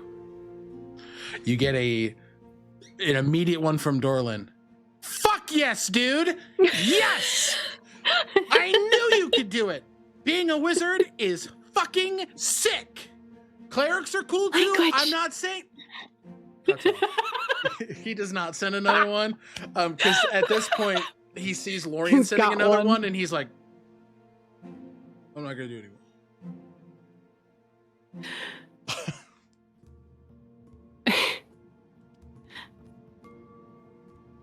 Echinacea responds to their little brother Dorland first.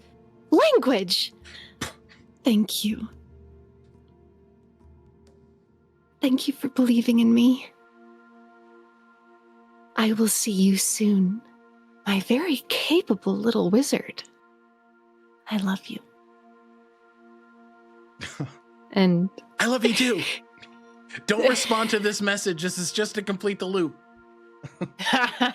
He just says that in his... He does. And to Lorien.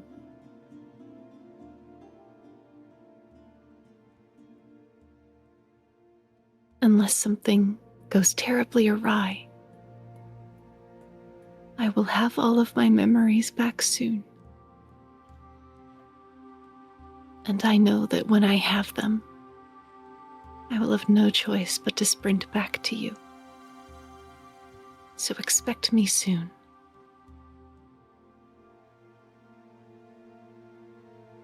I love you. And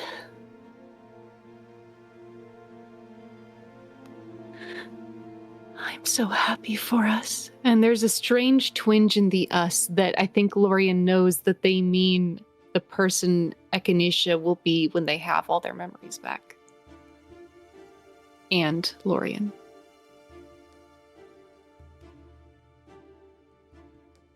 There's just a...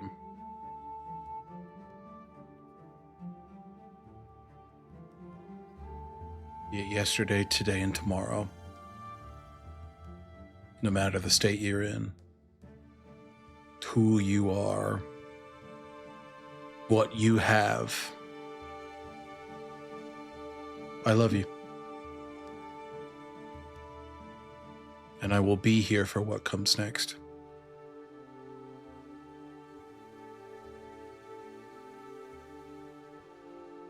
A very comforting affirmation that rings similar to the affirmation you received from Lucian and Kaylin earlier in the night. Understanding that things will change. You will change.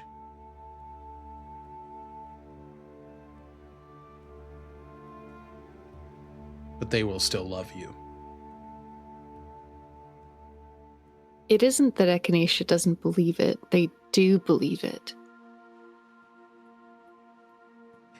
Because these people aren't about to change drastically.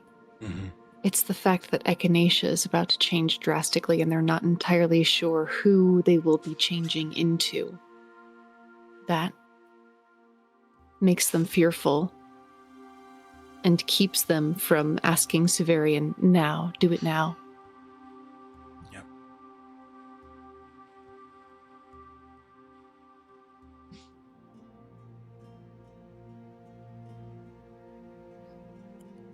But I'm sorry to keep sending messages, but they That's also, okay. grappling with that, they also have to grapple with the events of the day, and they send a message to make sure that Thandril is okay. They will say, please be safe. Please be alive. If you're not safe, tell me where to find you. I love you. Takes a little bit of time for a response to come through. Probably about 20 to 30 minutes.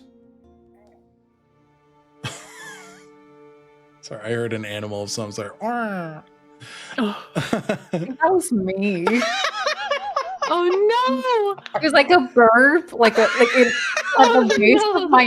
base of my throat. It was so I didn't cute. know. Oh God, sorry. No, it's okay. It's okay. It's okay. I genuinely thought it was like a cat or something going. No, it was. It takes about 30 minutes, I'd say, for a response to come through. Which of course is anxiety inducing. You don't have a response right away. But, Incredibly. yeah. Once you get it. Hello, darling. I am safe. I am alive. And I am oh so happy to hear your voice. I hope you are well and safe and alive. I am in no trouble that I can handle. I can assure you of that.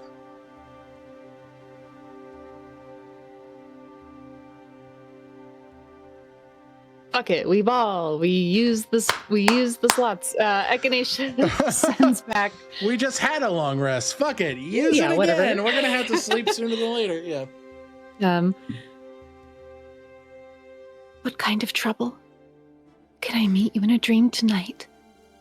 I may have caused the trouble. I had to contend with wave after wave of undead on behalf of Kervaith. But like I said, nothing I couldn't handle. Let's just say I was letting them do their work.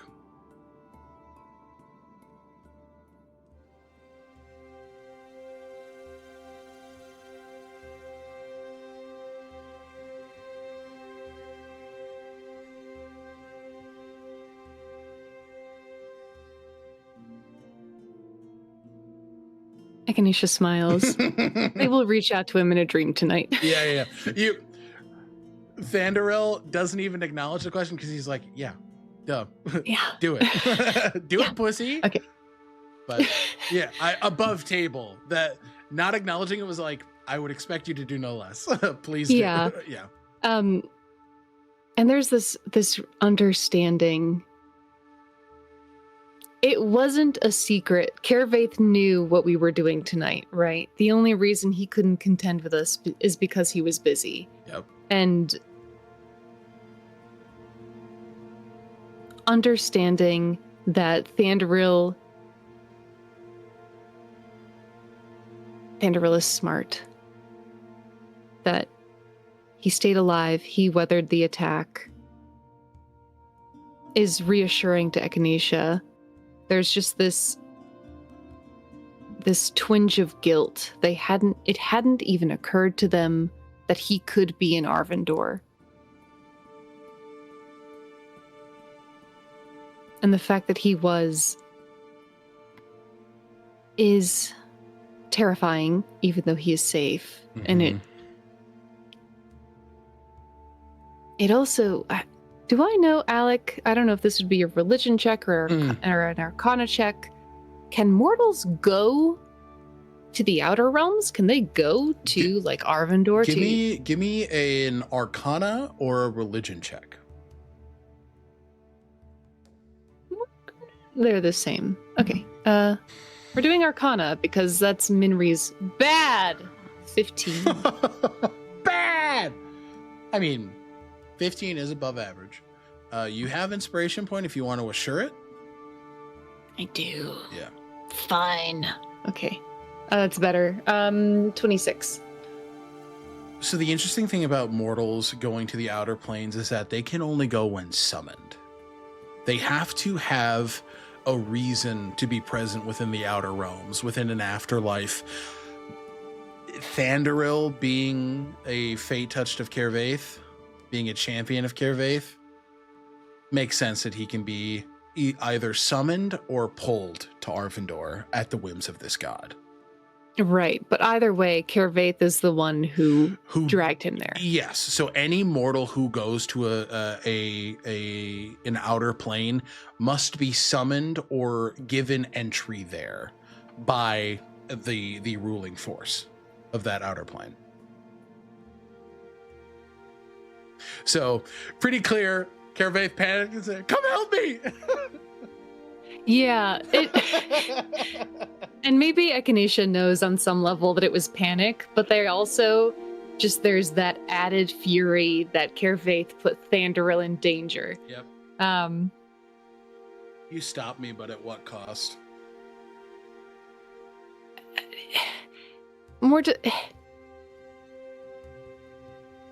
You were so, he's so unwilling to do an ounce of dirty work. This god that he drags in a mortal, and a mortal who he knows is attached to someone. Echinacea detects malignance, even if that wasn't Kervaith's actual instinct. Yeah.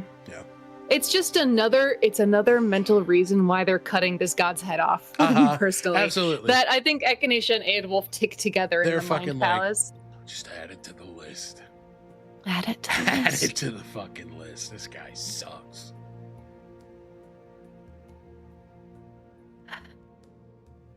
But yeah, Echinacea is casting these illusions and the magic mouth spell to accompany them as they traverse throughout the city, and has sent a panoply of messages. Yep, and you do, and I will say over the course of, let's say, the next 3 or 4 hours, you are transmitting these messages across a city, because even with the spell casting available, it's going to take some time to traverse the city and cast a spell. So, but that is done. That's what happens.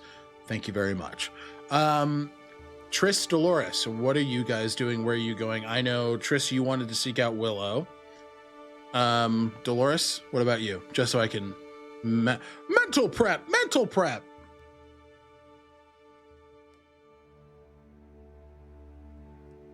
I think Dolores would have just been excited about understanding more about the Bardic College in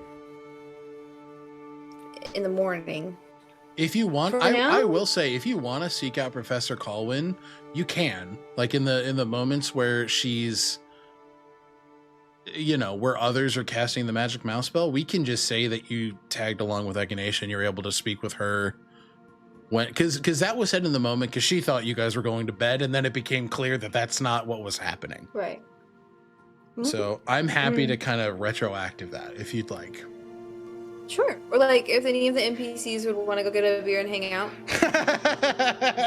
Who kind of wants to get fucked up, dude? Like just like a nightcap. It doesn't have to be wild, but like, yeah, that's Dolores' like attempt to return to some kind of normalcy, understand the city that they're in, you know, get a pulse on the nightlife, and just nothing too crazy, but just okay. Yeah, I'd say it's you and Monroe then. It's you and Monroe then. As yeah. So you want to get a drink? I can do a drink. You deserve a drink. We deserve a drink. Everybody deserves a drink. We're just getting started before everybody else. In their honor. In their honor. Exactly. I feel like class, man. Yes. Yes. And then they're gonna like kiki about the battle, and like that was so sick when you did that one thing. Like, I'd say over the course of these 3 or 4 hours where this stuff is happening, you and Monroe are just kind of getting more and more inebriated and kind of chatting, and like you two have like Monroe. We kind of flash forward a little bit, so this is probably toward the end of that span where like you guys are pretty drunk at this point. Monroe's like, fuck, I missed like 4 shots in a row, and that's like so embarrassing. It's so embarrassing. I tried really hard, and like I prepped. He slaps like the wrist-mounted launcher. I fine-tuned this thing for fucking hours. Miss. I looked like a bitch, but then I didn't, and that's fine. And you didn't. I hid from that thing, the aberration. Everyone else just went for it, and I ducked and covered because I didn't want to see what it showed me. What'd you think it was going to show you? What did it show me? It was like, oh, yeah. Yeah. From my lowest point, it is what it did show me, and I didn't want to see that again. But Echinacea looked straight at it and saw through their fear, and then told everyone what it was so they could be prepared, and I just hid. I saw my worst moment too.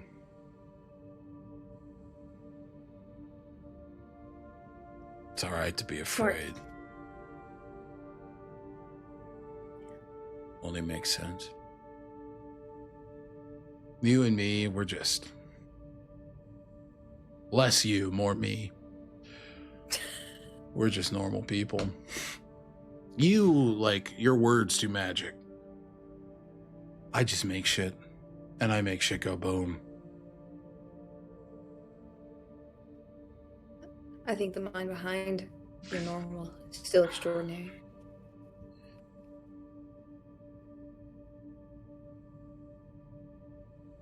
My mind is directed toward one thing. It's violence. It's vengeance. It's righting a wrong. Centuries in the making. You know, I've been so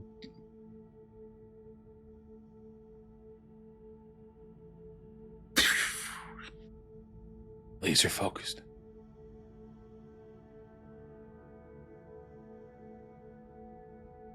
You're the same way. You're like Echinacea. Like me. A singular purpose sure does have a certain power to it. Certain power over us, that's for sure. You know,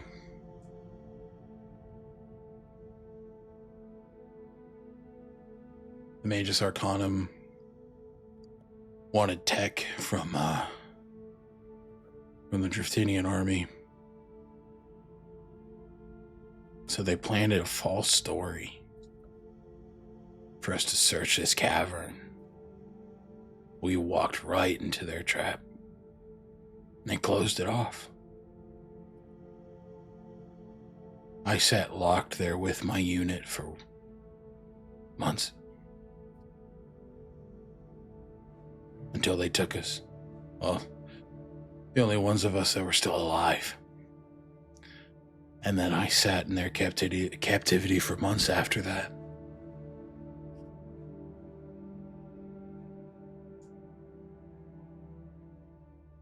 And I'm still here. You dealt with whatever you dealt with. Don't have to share. And you're still here.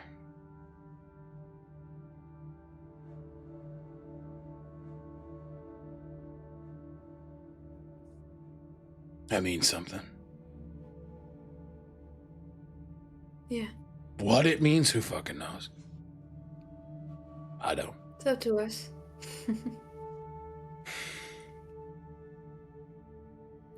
Seems like to me it means for you,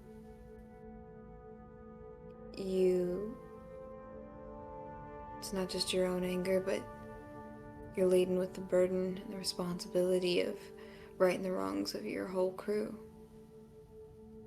and anyone else you learn about. You can only imagine if what you know is true. Who else has been impacted who never lived to tell the tale, or who else can be in danger for doing the same thing? Still sitting in a cell now. Or might be in the future. Right. It's a heavy burden to carry.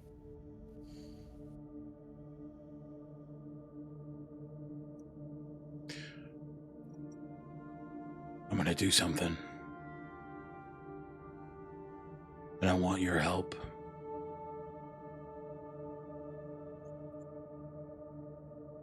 She prays. What do you got cooking up into that miraculous brain of yours? I'm gonna kill Severian.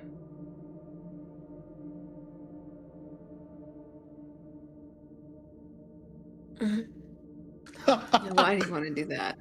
You know why are you going to do that? Because I know why you want to. Because he's a disease. You saw the same thing I saw. You had to let those people go. He didn't want to. He wanted to keep them in their cages.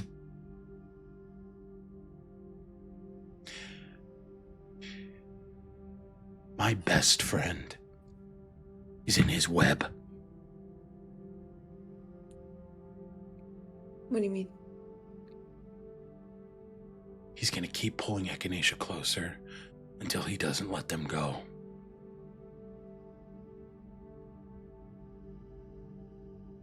And I'm not gonna let him.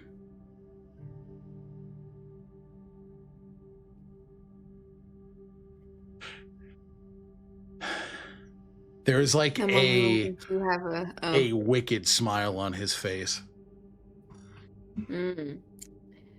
Okay. 1 second, let me see something.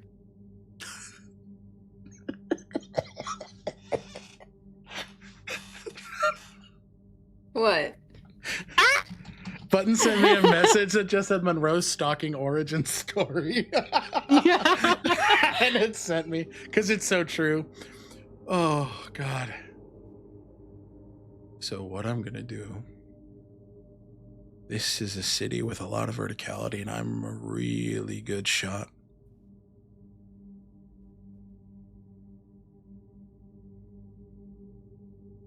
So when I can, I'm going to take it.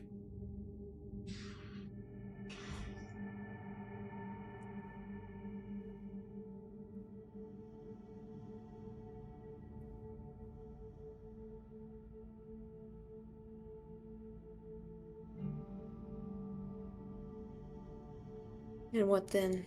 What after? Severian's dead.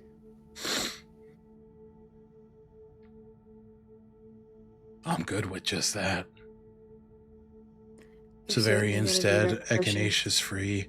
Yeah, if they find out it was me. You think they're gonna trust you after this?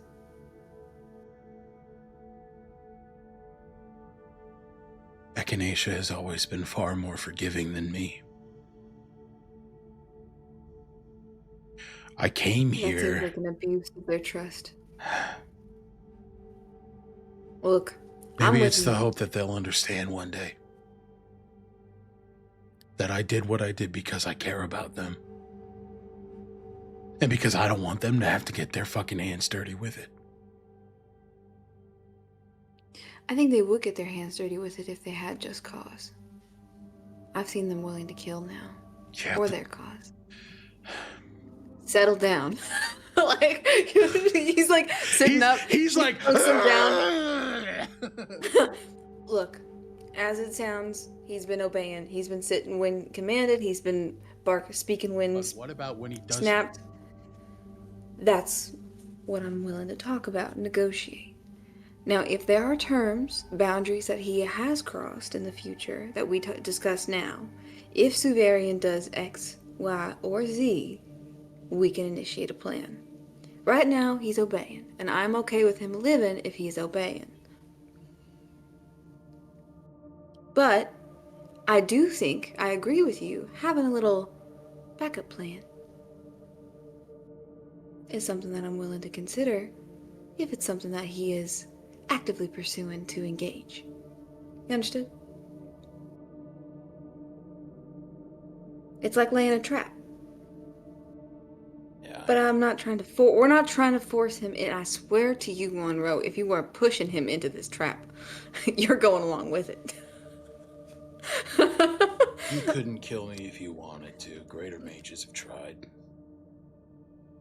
Well, good thing that I know a few mages that are greater than me that would be quite pissed if you're killing with no reason to. There's a reason.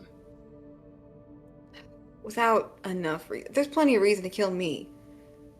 You know, I've done plenty of shit. Plenty of reason to kill you. Like, I don't think you have the cleanest hands I've ever seen. You see him exhale as he just like puts his head in his hands. I gotta tell Echinacea. Oh, Can I get an insight check on that? Yep. That's only a 13. But that looks like a guilty conscience if I've ever seen one. I'd say if you're reading that, absolutely. There is a weight on Monroe because there is something he needs to tell Echinacea. I think she'll just read it as tell her or tell them that they, you know, that he wants to kill Suvarian or something like that. I think it'll just be general. Sure, if that's that's fair to me. I think having them on our side about whatever plans you've got cooking in that brain isn't a bad idea. Being transparent. Keep this to yourself. I'm not talking about that. I'm not asking for forgiveness for what I'm going to do. I need to ask forgiveness for what I've already done.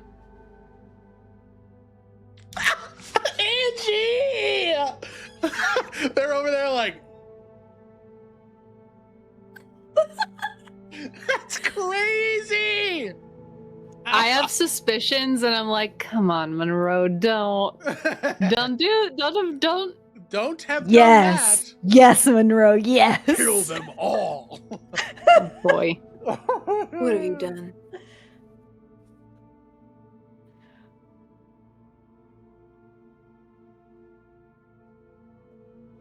Checked it twice. Started crossing out names.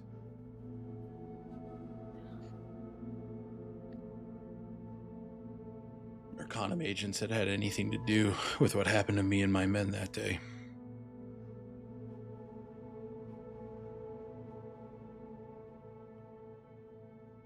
I've already wiped 4 of them off of the face of the earth.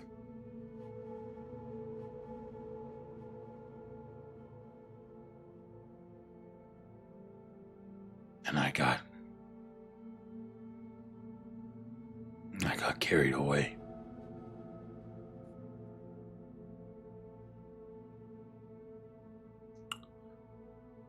I was part of a bomber unit. So, the modus operandi is destroy the structural integrity.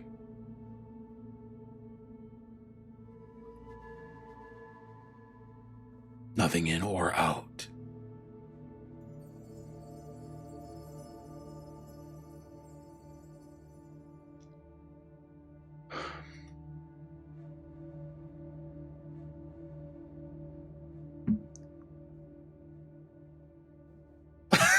I just saw Angie's fucking GIF reaction too.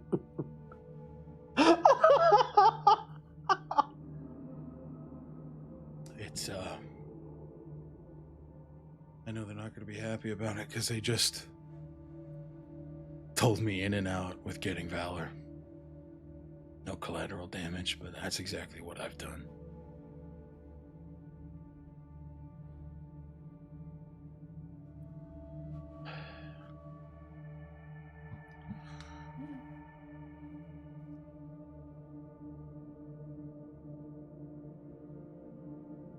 I think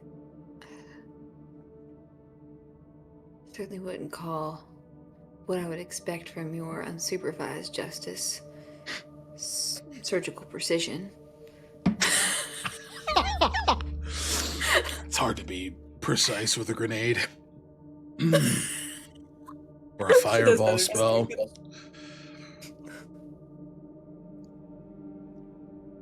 See, look at you. You do spells. He kind of stands up, wobbles. I'm not drinking with you anymore.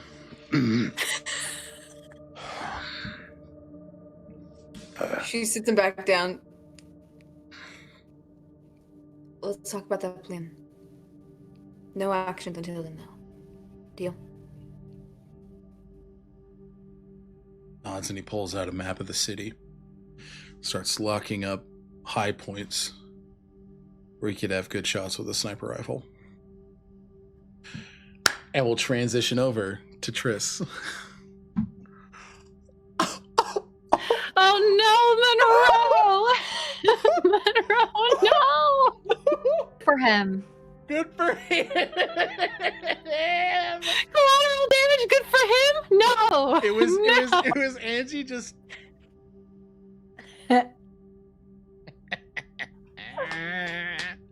Good for him. Triss, you venture into the night looking for Willow. Yes. As you move through the city, and I'll say this is pretty... this is an experience that you guys are all having... A big old boopy, sorry. Oh. I was like, gotta mute that mic immediately. This is an experience you guys are all having in the city as the night progresses, but you're seeing more and more people.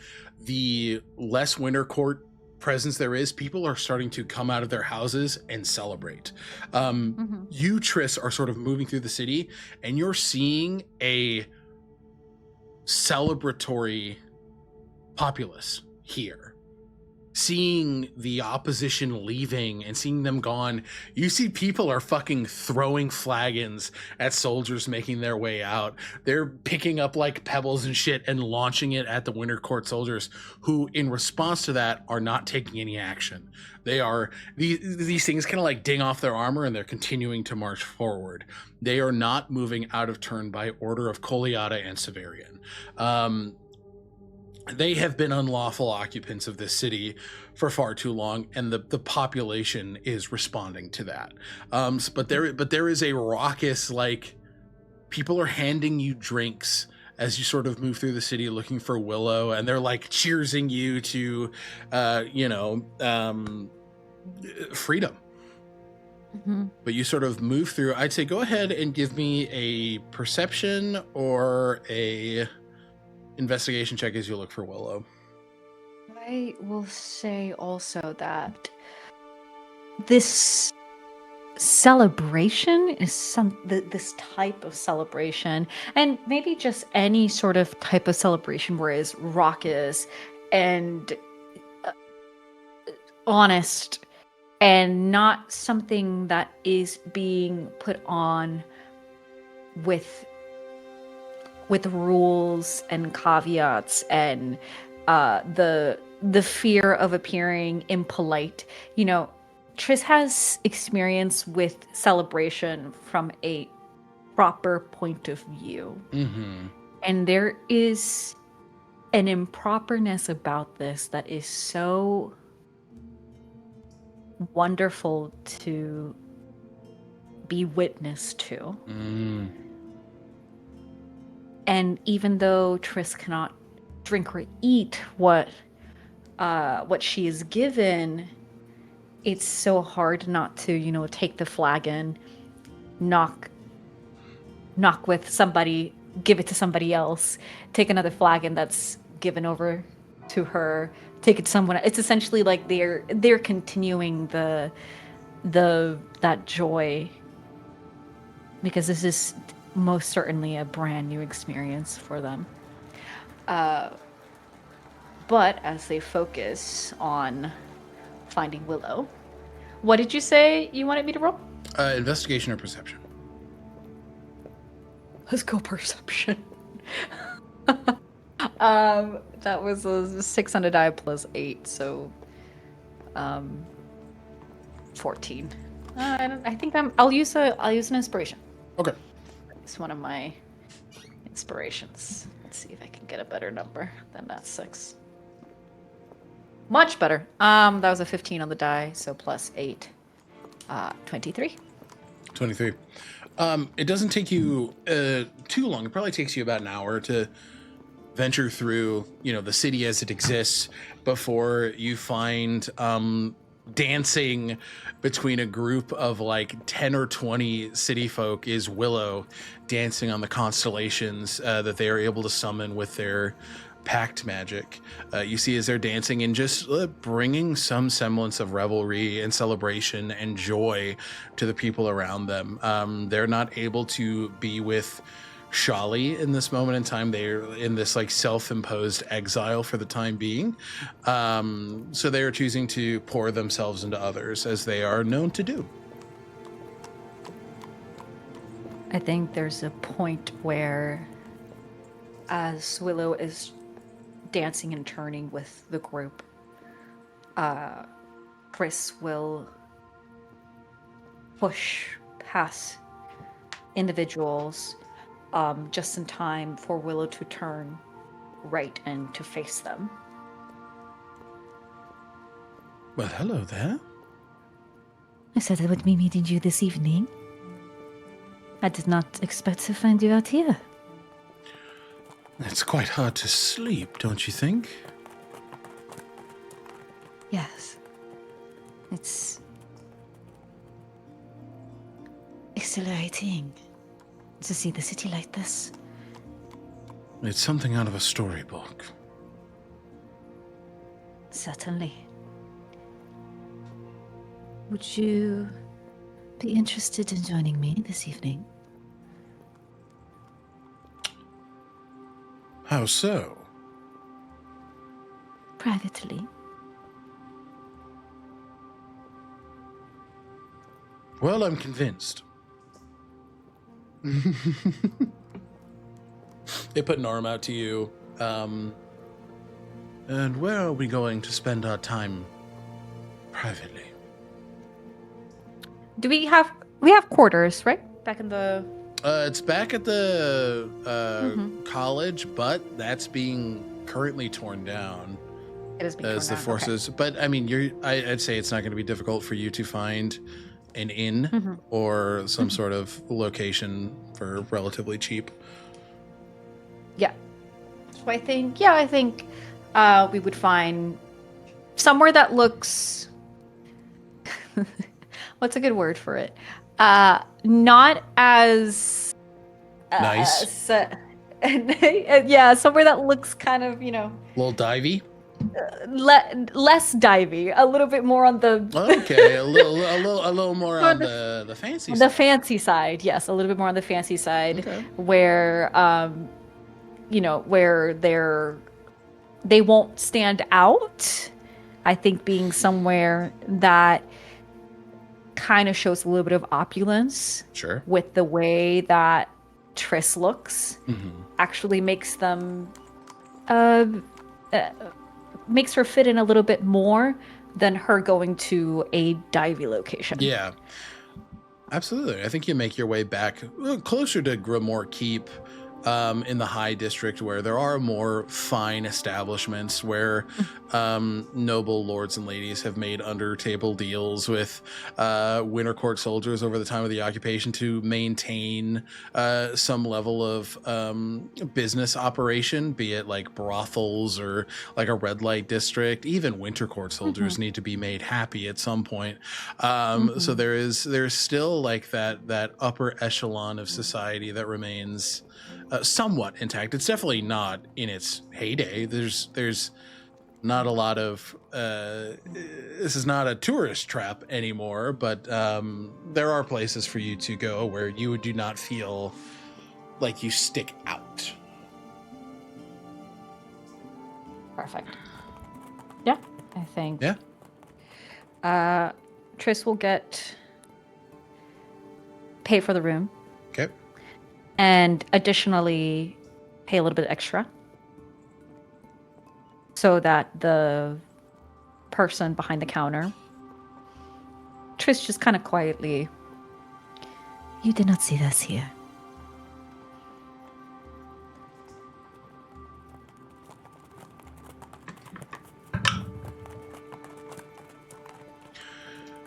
It makes it even better that I have no idea who you are. and Triss will lead Willow up to the room. You're handed a key. You make your way up, and it's definitely not as well maintained as it would be in its prime, but like a very comfortable large scale room, king size bed. There's like a large clawfoot tub, like slightly off in the corner, like a very vast array of like comfortable lounge furniture. They allow Willow to walk in first and take in the room. What is this for? How do you like your accommodations? I enjoy them quite a bit. When Willow has their back turned to them, I stab them, sorry. Triss will take out their sword and point it at their back. I was joking, Angie. I was kidding. Hold on. I'm Hold going on. somewhere with this, Alec. No, Don't worry. I trust you.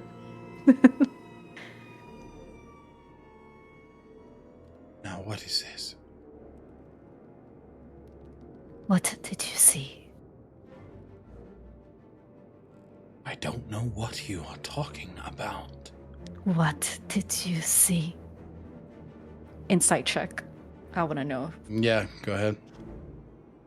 I said stab them, and you're like, I put my sword to their back. I went, oh! I'm using another inspiration. Oh, no. That one. That was a nat one. Yeah, don't want I need this to work. Yeah. Okay. No, I know where you're going with this, and I like it. Yeah. Okay. That's much better. That was a 17 on the die plus a 8. So, numbers. So, okay. 25. They are lying. Mhm. They saw something.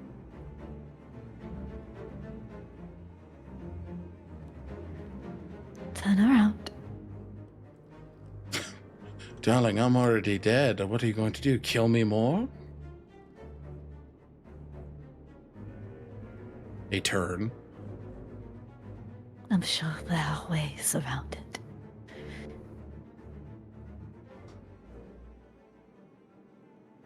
I do not want to harm you, Willow. The sword tells me otherwise. I need to make a show.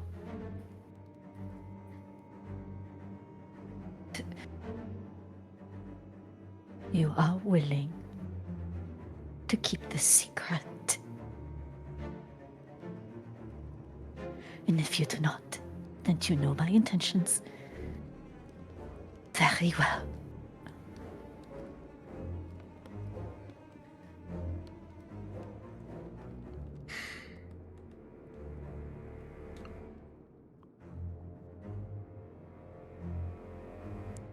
Please.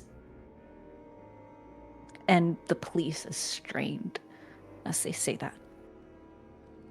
Give me a persuasion check.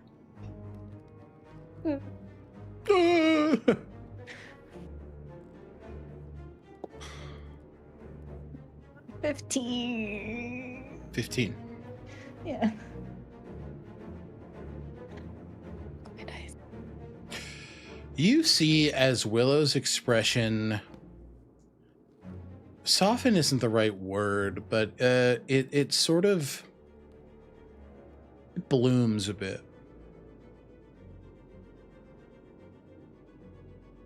I'm happy to keep what I saw to myself.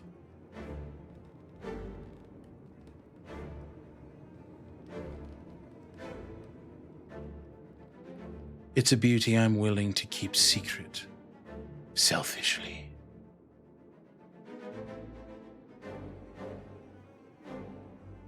A beauty.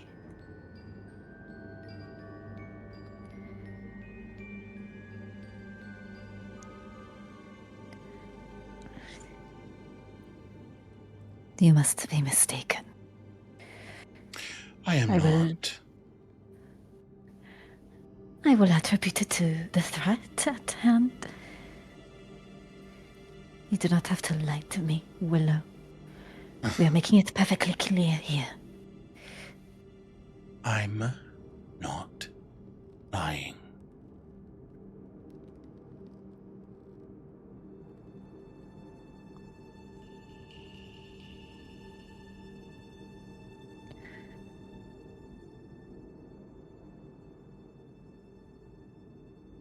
I ask and beg for your discretion moving forward.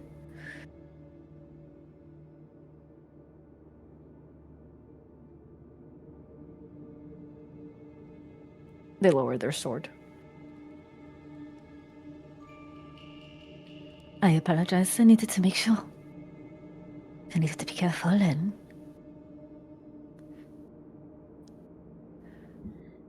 I am bound by my duty to maintain my pantomime.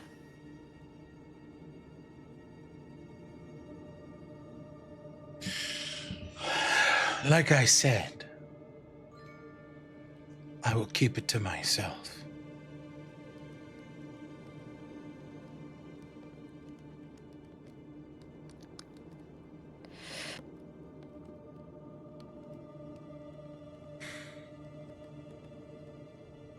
Well,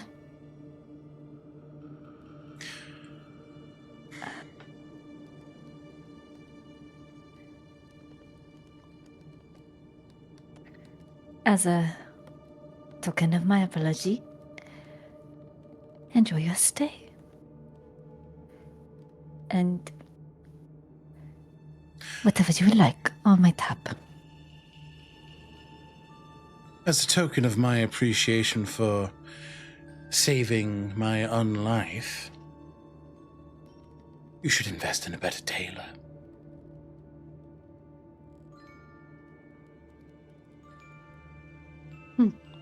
These were rather last minute.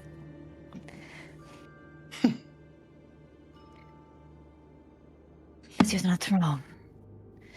It seems I am to come across some more difficult challenges.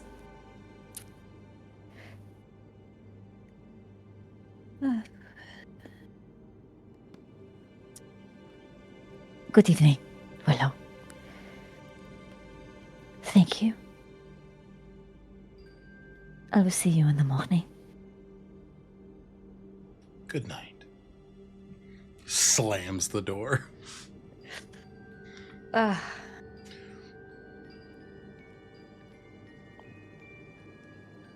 It's to be expected. I'm going to give you an Their inspiration point for that. I like that. The reaction is to be expected, but it does, for a moment, ding Mm-hmm. to have that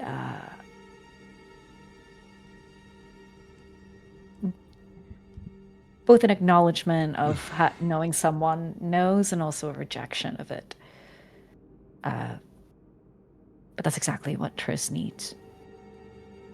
So they turn and they head back to the Bardic College. Okay. And I'd say that is where everybody will kind of converge, if that makes sense. Unless there's anything else anybody's doing in the meantime.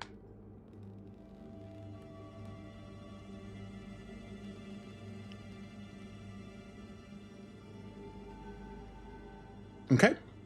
In the spirit of Willow, I think and acknowledging where Willow is just in a different means. Yeah. As we reconverge, Echinacea is talking with Shali. So you remember Christoph Reeves, yes? And how he was undead until he wasn't. Yes, I do remember this. And you weren't hostile toward Reeves, as I recall. There was not a lot of time to really question why he was the way he was, or...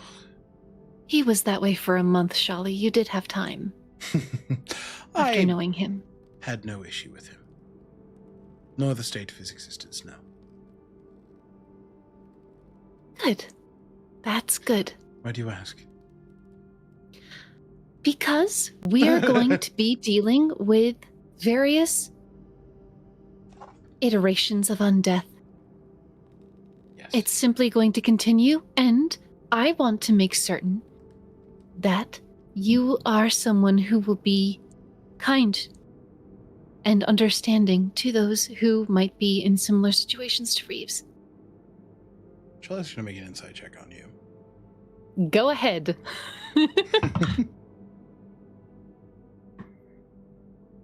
It's a 24.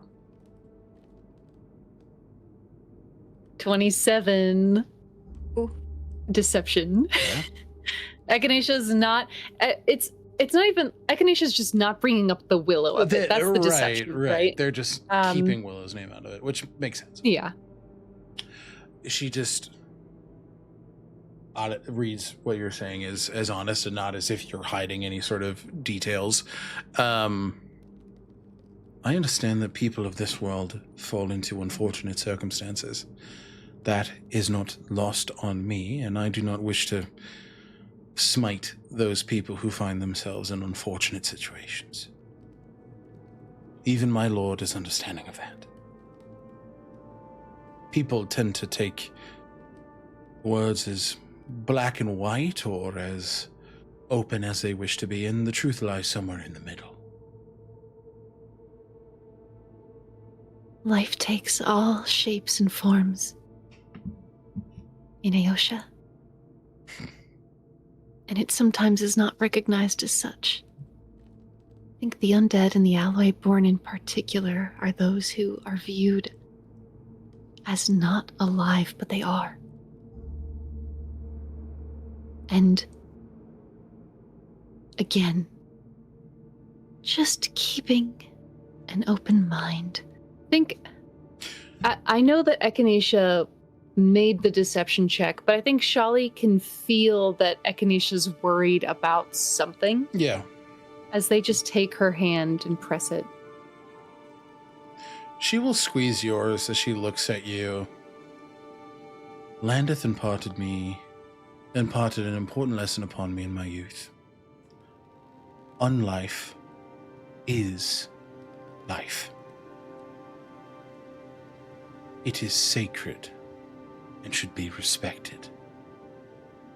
It is those who are raised against their will, to be used against their intended purpose on this world, that I hold issue with, and my issue is not even necessarily with those being raised.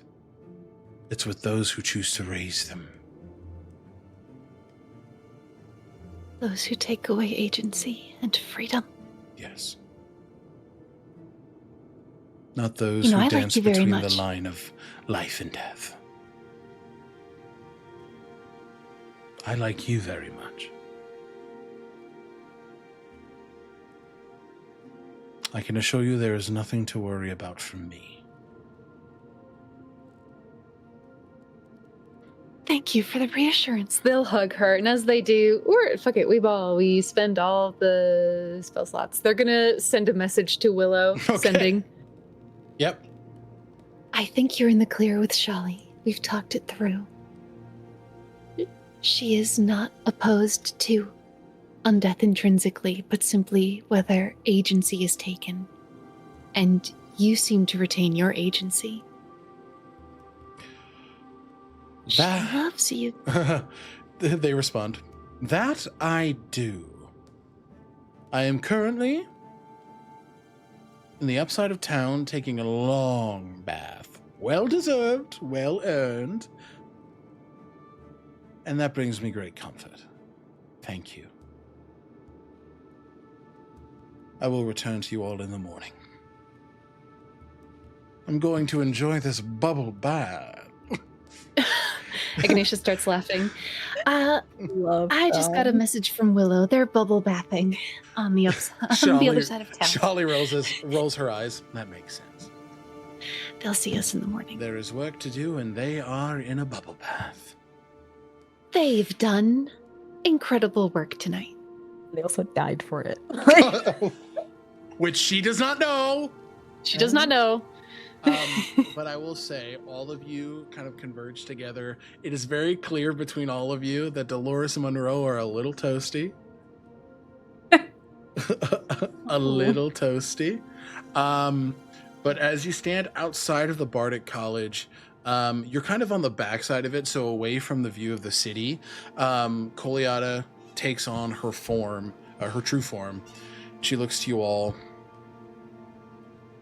My forces are outside the city, and we will need a place to nest for the night. The Mothfolk Archivists are working on clearing out the college here, so I wish to offer you all a place to stay, if you would accept my invitation.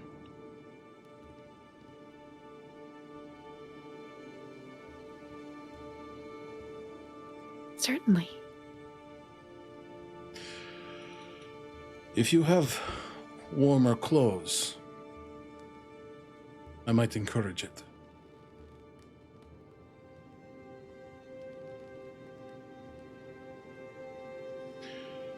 You see as Coliata begins to cast a spell.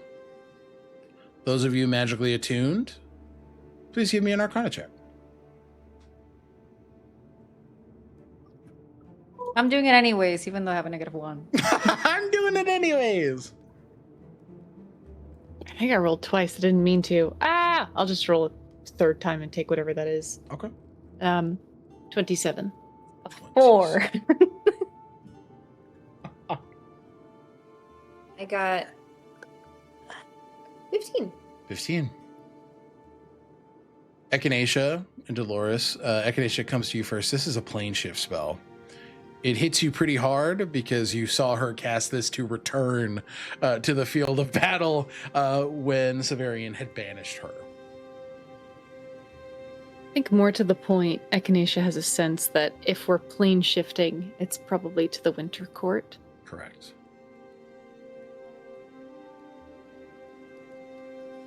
And there's just a moment they steel themselves and they fall back between Lucian and Kaelin. Not in retreat, but they just need the support as they adjust their dress from the Vigilant Vogue, which gives them protection from the cold. Yep. But it's not the cold they're worried about. It's what that place means to them. In a sense, their first prison. Yeah. Lucian and Kaelin wrap themselves around you. And Coliata looks to you, links to your mind. Only if you are sure.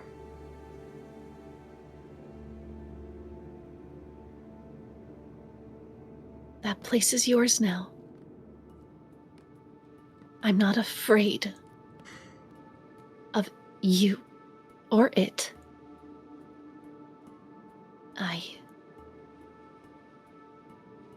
I'm afraid of when I'll remember it.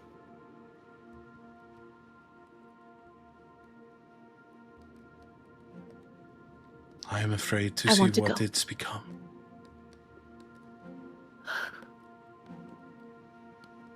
But on to new horizons together. Together. Toward the sunrise. You can see as Severian is casting messages outward, you imagine to anybody within the Winter Court to prepare for the arrival. Any preparation from Triss, Dolores, Echinacea? I know you're settling in with Kaylin and Lucian, who are right next to you. Triss is opening up their bag that is their wardrobe. Their bag of holding. They're Their wholesome pulling out wardrobe. jackets. And they pull out a beautiful silver fox fur cape, more like a circular cape, and drapes it around their shoulders and get all, comfy and toasty in preparation for a cold evening. Perfect. Dolores? Dolores takes a last drink of what she was drinking. You took it out of the bar. You're like, Yeah. iconic. Mary, No, whatever. I love it. They're throwing tankards at, I love it. Yeah, no, truly. Yeah. And so, quite literally adding alcohol to fire, she then takes off her jacket and basically does produce flame, and she just becomes a walking heater. She just revs up the engine and just basically, is more fire than usual. Okay. Mm-hmm.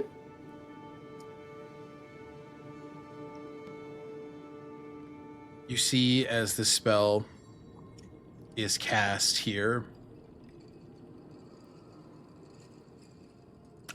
Koliada's plane shift spell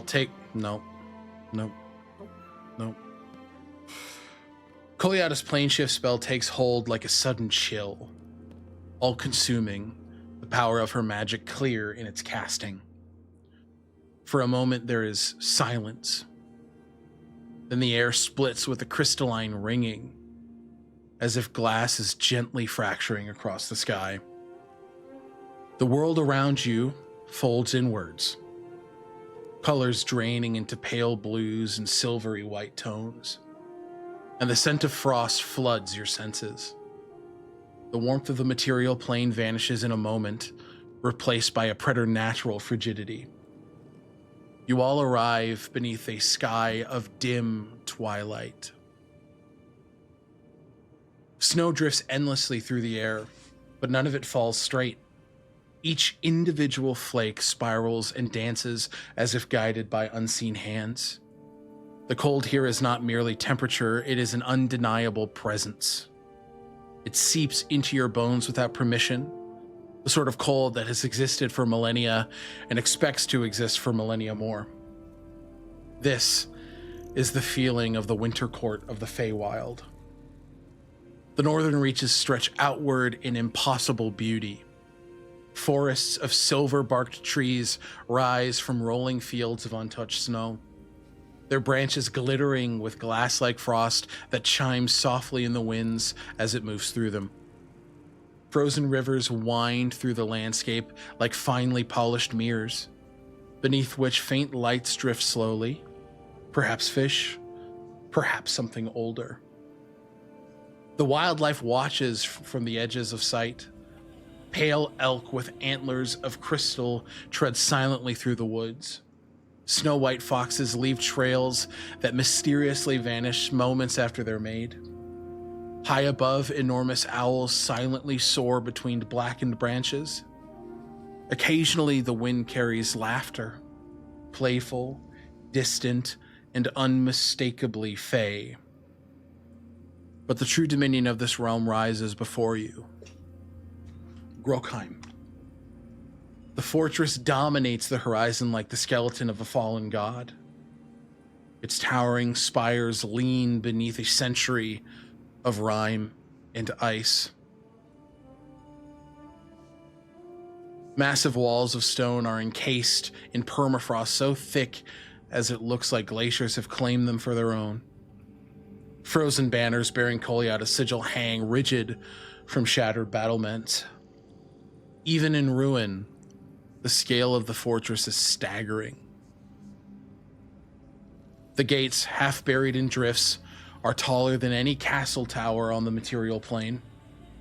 Frost-coated statues of long-forgotten Fey nobles stand guard along their approach, their expressions regal and as cold as the air surrounding you. The courtyard beyond lies silent under a vast sheet of ice, as if the entire fortress has been abandoned in a single breath. Wind howls through an empty halls and shattered windows, carrying faint echoes of something ancient. Music played on glass harps, the stomping of armored boots on frozen marble, the whispered commands of kings and queens who once ruled the winter winds themselves. It's impossible to stand here without feeling it. Now, only the cold remains. Snow continues to fall, and somewhere within the frozen bones of Grolkheim, the Feywild still remembers what it used to be. You guys find yourself looking upon, if I could move the thing, Grolkheim. Ooh, very cool. Pretty. She's Is it- spooky. Is it always dark in here, or is it just nighttime in the It Feywild? is just twilight here. Twilight. Okay. So would we expect kind of like instead of the black sky, it's more like a Yeah, a bit more like purpley, pale blue. blues? Yeah. Okay.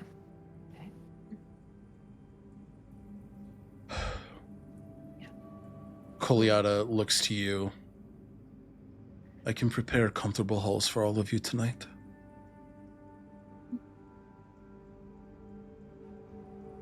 A small repayment of kindness. This is a place of legend. Incredible.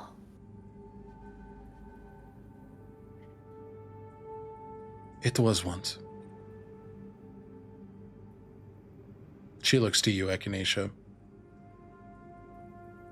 Echinacea is staring at this fortress.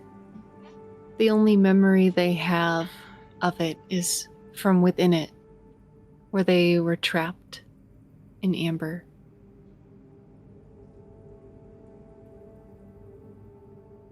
Preserved, like a bygone era's creature.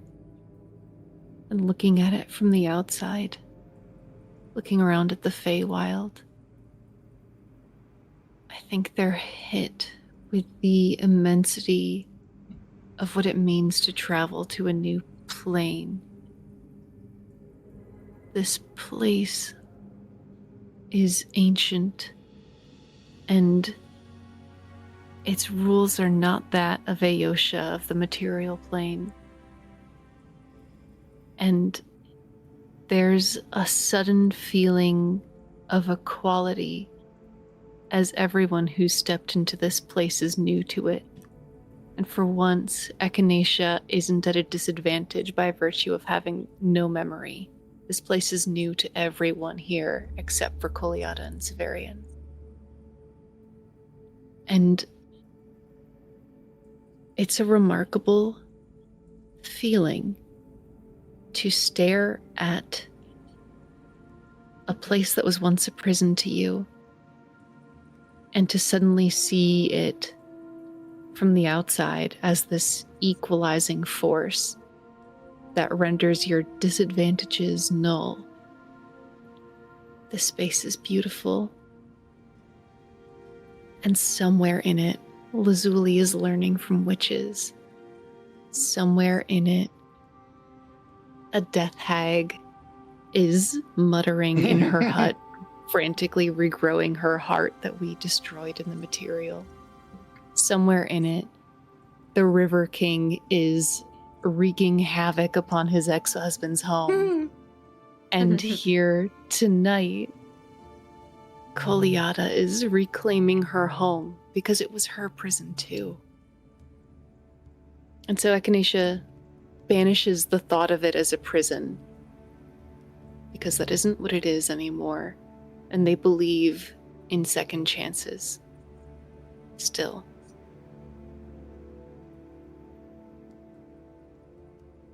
Your home.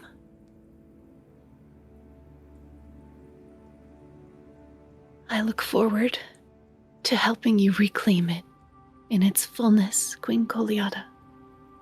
And you, High Mage Severian. Severian nods.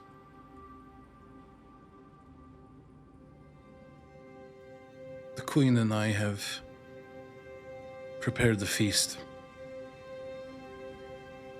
for everyone.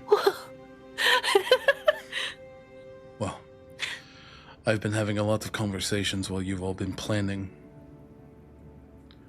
We just needed the Queen here to prepare it. And each of you see as Koliada's hands lift upward. You see as it almost looks as if she grips one of the spires.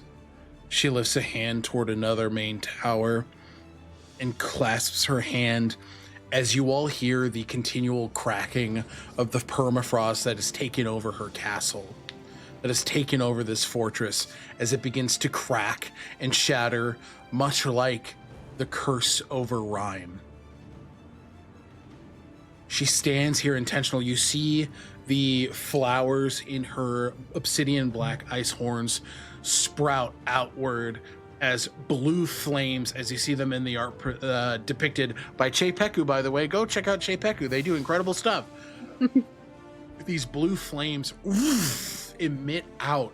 This Rhyme fire ignites in Grokheim as you feel a swath of warmth wash over you from across this frozen bay.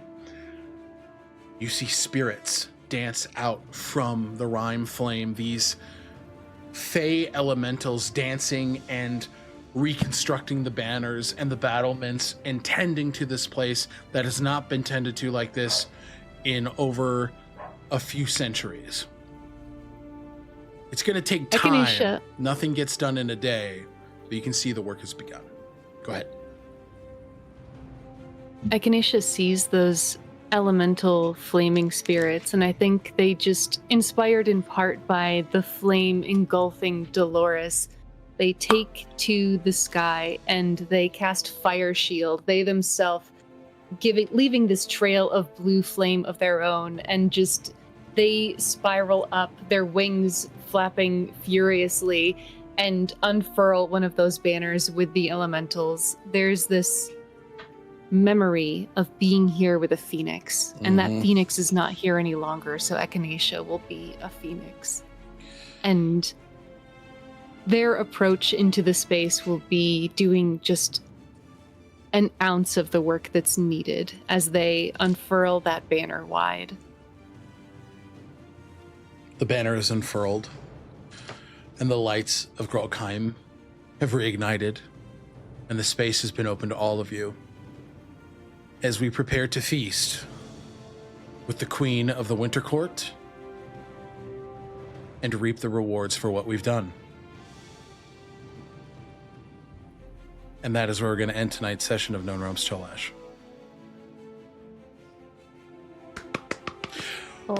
Welcome to the Feywild, everybody! Wow. Feywild. Everybody's first time in the Feywild. All right. Dolores has been close to it. She's peered deeply into the abyss of the Feywild. Yeah, she's not doing great. She's not doing the best. Oh, no. She's fine. Can't But believe she's it. just like, yeah. Oh! All right. It's like, where are we going? And then, Yeah. oh, Where are we going? Oh, fuck. So, before we leave you for the night and raid another TTRPG channel, let's go ahead and outro our players, starting with Angie. Hello, everybody. My name is Angie, Agonthetic on the internet. My pronouns are they, them, and I've been playing Triss. Any and all pronouns. You can catch me, of course, here, and you can also catch me over on Dicescape's YouTube for the Last Arcanist ongoing Daggerheart campaign every Thursday at 6 p.m. Come check us out. And yeah, and you can also check me out over on Instagram. I have commissions open. So yay, commission me. If you want art, if you want cool art. Do it! Thank you, That's Angie. me. Lou. Hello, I'm Lou. I play Dolores. We both use she, her pronouns, and you can find me at Lucilia_art on most social medias. Amazing, amazing, amazing. And last but certainly not least, Button. Hello, I'm Button. My pronouns are they, them. I'm Bluebluebutton on social media. I play Echinacea Belrose, the little amnesiac who is returning to the scene of the crime. When I'm not here, you can find me in Pirates of the Dual Seas on Thursdays on this channel, and in Unearthed Inheritance over on Stealthy Elf Productions every other Saturday, as well as New World Rebellion once a year on Stealthy Elf Productions, and Outlaws of Alkenstar sporadically on Stealthy Elf Productions. Perfect, perfect, perfect. Thank you, guys. Thank you for being here. Thank you for playing with me. It is always a joy to get to share the table with you folks. I love it. Hello, everybody. My name is Alec. My pronouns are he, him. You can find me all places on the internet. Tales Archived. I'm the Archivist here for Known Realms Tolesh. On this channel, you can also find me as the captain of Pirates of the Dual Seas. When I'm not here, you can find me over at Stealthy Elf Productions. I play Finn Reese, Heroes of Asteria, Unearthed Inheritance, as well as Rim in A New World Rebellion. Yes. All right. Well, thanks for hanging out.